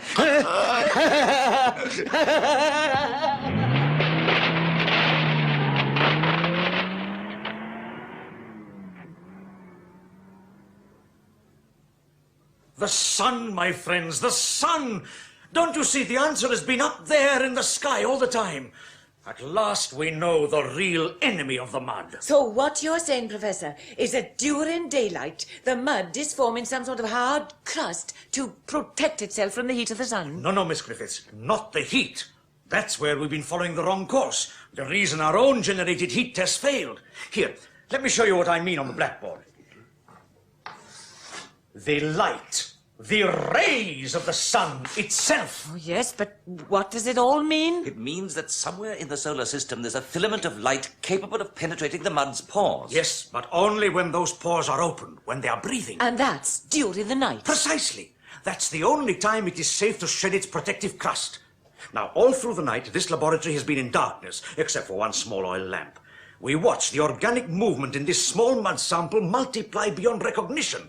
But immediately I came over to this window and raised the blinds, that organic life came to a halt in front of our very eyes. The sun, we should have realized before. So what you're suggesting, Joseph, is it some kind of battle between the mud and the sun? Yes. But why? Well, throughout the history of mankind, there have always been people who prayed to the sun as a kind of god, the creator of heaven and earth. You only have to look at something like the Inca civilization, the worship of the sun god, the sun as the creator. But I don't see what this has got to do with the mud. Look, if we are to believe that the mud is a living thing, capable of generating its own influence on human life, then we must also believe that if the mud is to claim the earth for itself, it must first destroy everything on the earth created by the sun. Nature, my friends, has turned this into a psychological warfare. Dr. Richards, you've had a chance to see those people hiding down the sewers. What do you think the effects are likely to be? I don't think there's any doubt. The mud intends to absorb the human mind, take it into its confidence by means of hypnotic transference, and then eliminate it, I suppose. Do you mean to tell me that out of all the scientific knowledge man has acquired, he can't come up with anything to prevent this extermination? There is something, but it may not work. Oh, for heaven's sake, ma'am, we've got to try. What is it? The mud is like a giant octopus. Its head, the nerve center, is somewhere beneath the surface of the earth. We must find a way to burn through the tentacles, the thousands of little brain cells that are causing this multiplication. Yes, but how? Strike at a time when it is unable to protect itself, when the pores are wide open. During the night. As soon as the sun sets. Yes, but what do we strike with? We can't build a sun in the middle of the night. We don't have to build a sun, Robert. Look at the diagram on the board again. Now tell me, which of the spectrums in the solar system would you say is the most likely to penetrate into the mud's pores? Couldn't be ultraviolet, especially if there were any cloud around. Anyway, it's not nearly deep enough. What about infrared? Yes, Doctor? Well, that's about the deepest ray there is. Now, if you could harness enough... Yes, but how? Well, there's a pretty strong infrared filament in xenon discharge lamps. They use them in most photographic or film studios. If you could get your hands on some of those... Oh, you need hundreds of the things to cover the entire town. No. We could take it in sections. If the first experiment works, we can repeat it. Miss Griffiths, what can you do for us? How many would you need, these lamps? Well, to start with, I should say 20. We could line the edge of Hollymill Lane, but they must be installed by sunset this evening. Don't worry. You'll have them. I warn you, they're pretty powerful, these lamps. I should think they'll light up the whole sky. Yes, as long as that is all they do, Doctor, I shan't worry. What do you mean? I don't have to remind you what happened the last time we used generated heat. Even the most minute particle of mud expanded beyond all proportions. If this should happen again, the dangers would be greater than we dare imagine. You mean the whole thing may multiply? Quicker than ever before. There isn't just one. There are thousands of living organisms lying out there in that mud. This experiment may only succeed in increasing them. Increasing them? But you're a scientist. Don't you know? Miss Griffiths, I'm afraid I do not. Unfortunately, there are times when even a scientist just does not know.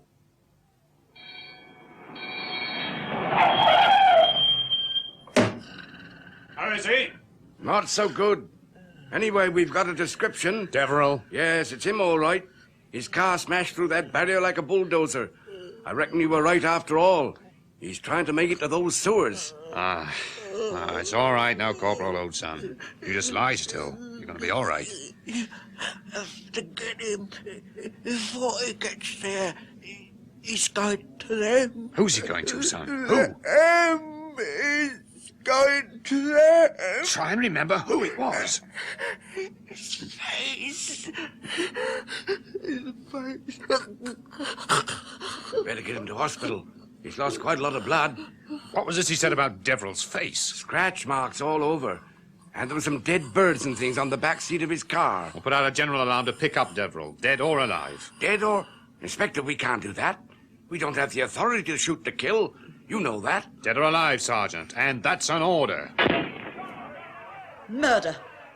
It's cold-blooded murder to fire at innocent people like that. They are not firing at them. They are firing above their heads to keep them away from those sewers. Once they got down there, we'd never see them again. But they're wandering around like lost souls. Can't somebody do something? Get them out. The only thing we can do is to keep them away from the mud.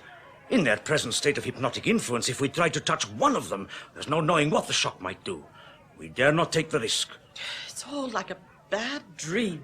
You know, you're not helping yourself or anyone by staying here, Mrs. Deverill. They'll do that to him, won't they? Shoot him down. That's nonsense, and you know it. Nobody's going to shoot your husband. It's our help he needs. Oh, it's all right. It won't make any difference to me. In fact, after seeing the way he was last night, maybe it would be a good thing. I don't believe you. Don't you? I don't believe you really hate him as much as you pretend. You can't shut him out of your life as easily as that. You can't shut out the world. I don't need you to tell me that, Professor. But for one moment, early this morning, I thought I had. I was up there on the hill overlooking the town. Oh, I know everything seemed to look exactly the same, even though I knew it wasn't.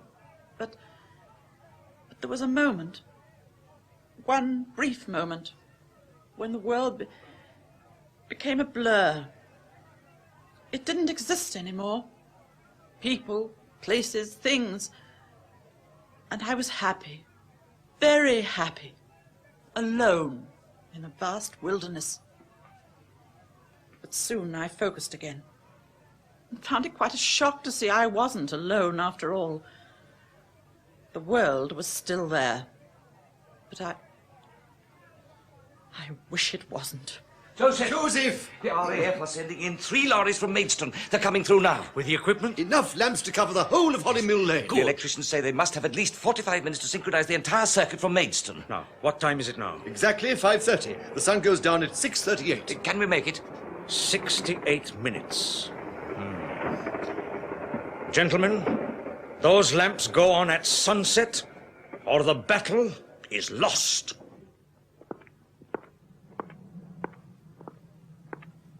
What's up, soldier? Noises.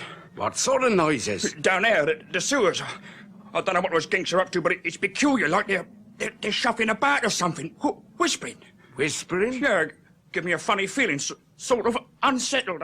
I had to put the lid back on. Teach you to be nosy? Well, it's not my idea of fun, Sarge, I can tell you. Sitting here alone in a back street garden, a hole in the middle of the road, waiting for something to happen. Nothing's going to happen, at least not for another quarter of an hour or so.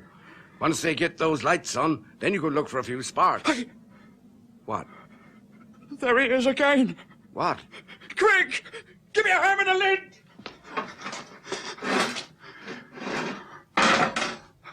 Now, listen. For heaven's sake, get Come on! Please!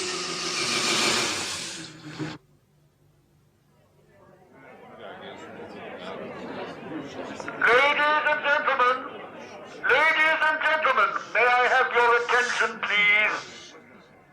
Countdown for this operation will begin in 5 minutes from now. 5 minutes. May I remind you the lamps on either side of the lane are of extreme high density.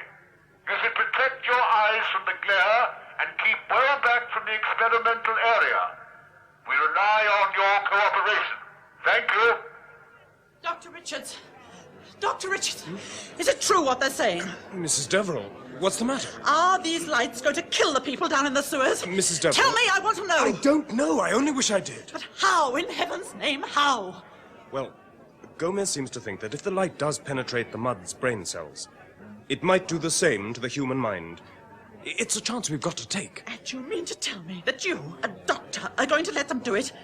Let them kill off all those defenseless people? We have no alternative, Mrs. Deverill. And anyway, we don't know this is going to happen, not until the actual moment the lamps are turned on.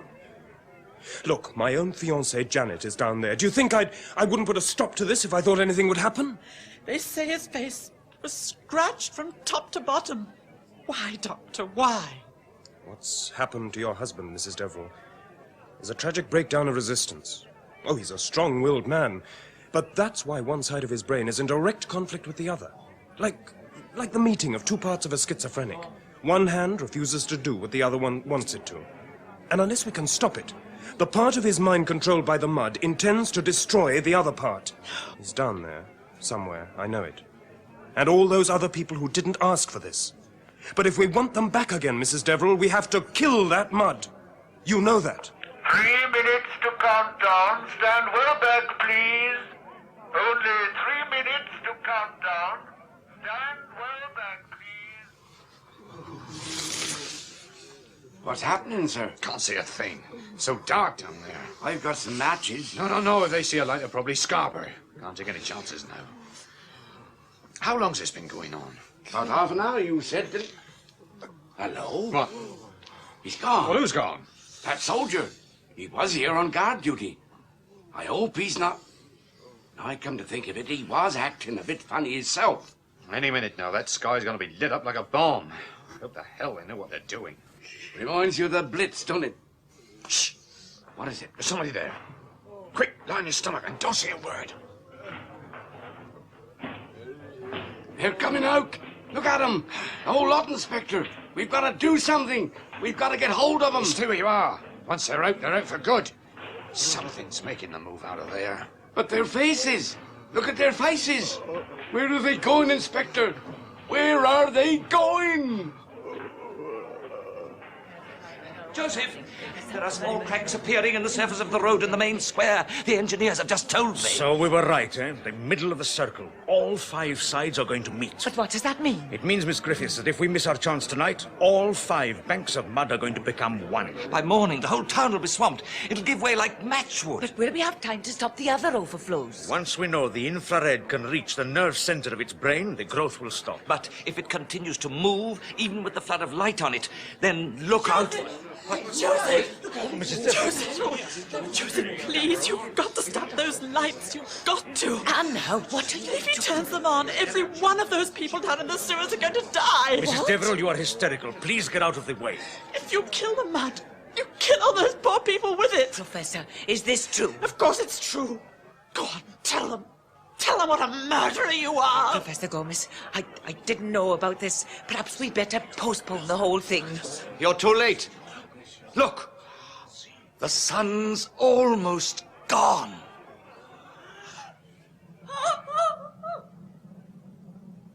And now, all faces, all thoughts are one, as we turn our eyes towards that great ball of fire slipping majestically behind the hillside above us. The moment is near.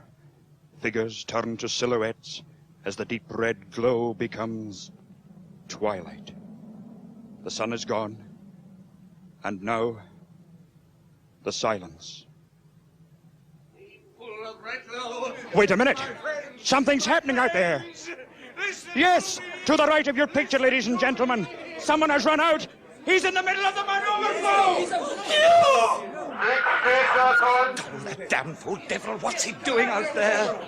Deverill, the mud is going to change any moment. Get out of there! Don't come near me! Don't touch me! You won't be able to hurt me anymore! None of you! He's mad. The poor devil's gone completely mad. Look at his face. Somebody get him out of there. Keep away from the mud. There's nothing we can do. 40 seconds.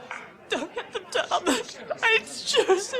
Deverill, now listen to me. You are in great danger. The mud wants to kill you. No longer do we have to look to the sun.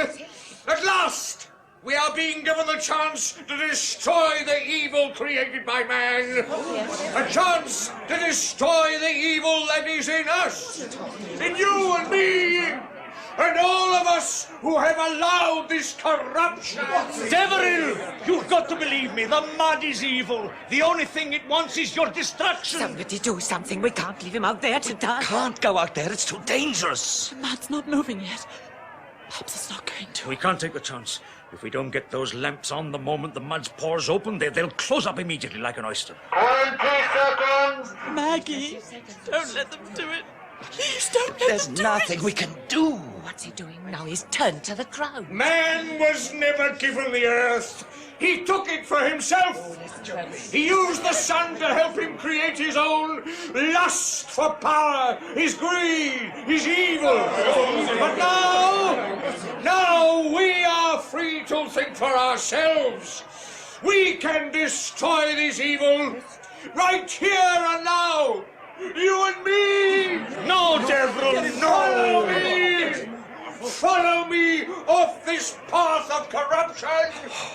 Look at the crowd. The people from the sewers. Keep them back. They're trying to reach him. The mud! Keep those people away! The mud's beginning to move! Keep back. Keep back.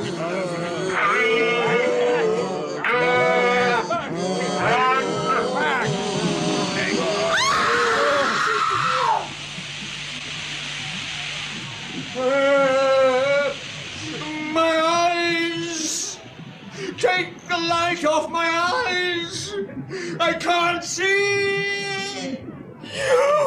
No, Mrs. Deverill, there's nothing you can do. Let me go. Please let me go.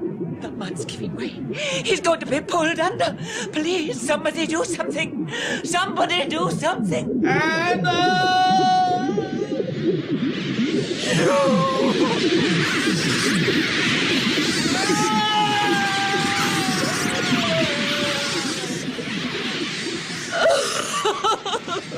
Don't look, my dear. Don't look. Take care, Wilfred. The mud! It's spreading! Get back there, will you? Get back now, please. Joseph, it's no good. Look, the lights are making no difference. The mud's swelling up more than ever. Get them out of here. Get them? What are you talking? I said get them out, all of them. Do you want them to be killed? Can't you see the organisms are increasing? Joseph, the mud's already over the marker line. Do we move back the lamps? No. But they might explode. Keep them where they are. We'll keep the power running as long as we can.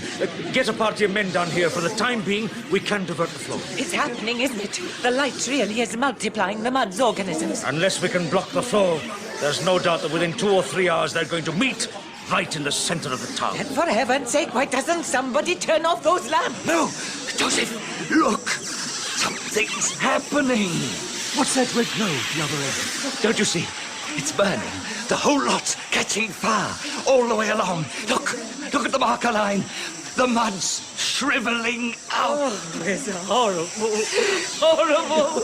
It's not horrible. It's not horrible, Miss Griffith. It's wonderful. The most wonderful thing I've ever seen.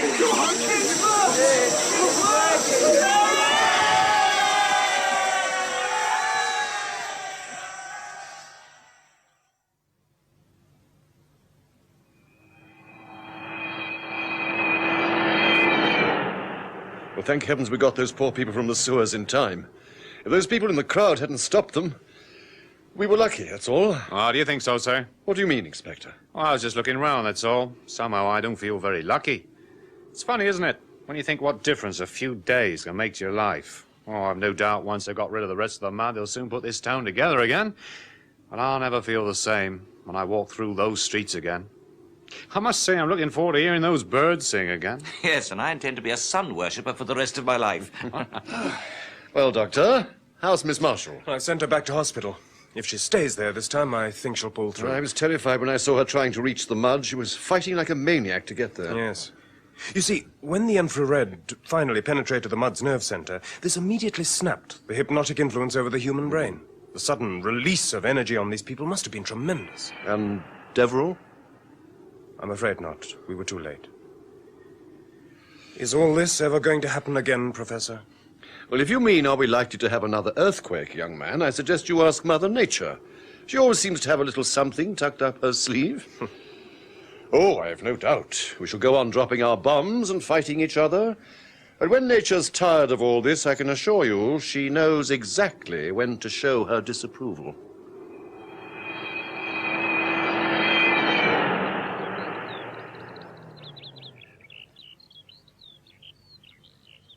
You are going home, Mrs. Deverill? Home? What home? I had hoped it would never be like this. I would have done anything to prevent That it. last moment, when he stumbled and fell. He looked so lost, so old, unreal. There was a moment when I thought he recognized me. I remember Hugh, when he had a warm sense of humor, he could laugh louder than anyone. I never wanted him to die. There was so much I wanted to say. We have nothing to say, Joseph. Not now. Not anymore. Goodbye. Goodbye, Anna. But Joseph, they've moved the lamps over the other side of the town. They'll have most of it clear by morning. Well, don't look so gloomy. We've won a battle, you know. Have we? Well, haven't we? I wonder. Maybe it's just the beginning. Oh, come off it, old boy. I've had quite enough for 1 week, thanks all the same. We have stopped the mud, haven't we? Oh, the mud? Yes, I think so. Well, then. Robert, my friend, we have won a battle, yes. We have managed this time to face something that man has always feared, the unknown. But for how long, I wonder? You remember what Deverill said about man's insatiable lust for domination? Maybe he was right. Maybe one day either we or nature are going to unleash something that we know nothing about, whether it is in the seas, in the atmosphere, or in the bowels of the earth. And the next time, what will we do? What will we do the next time?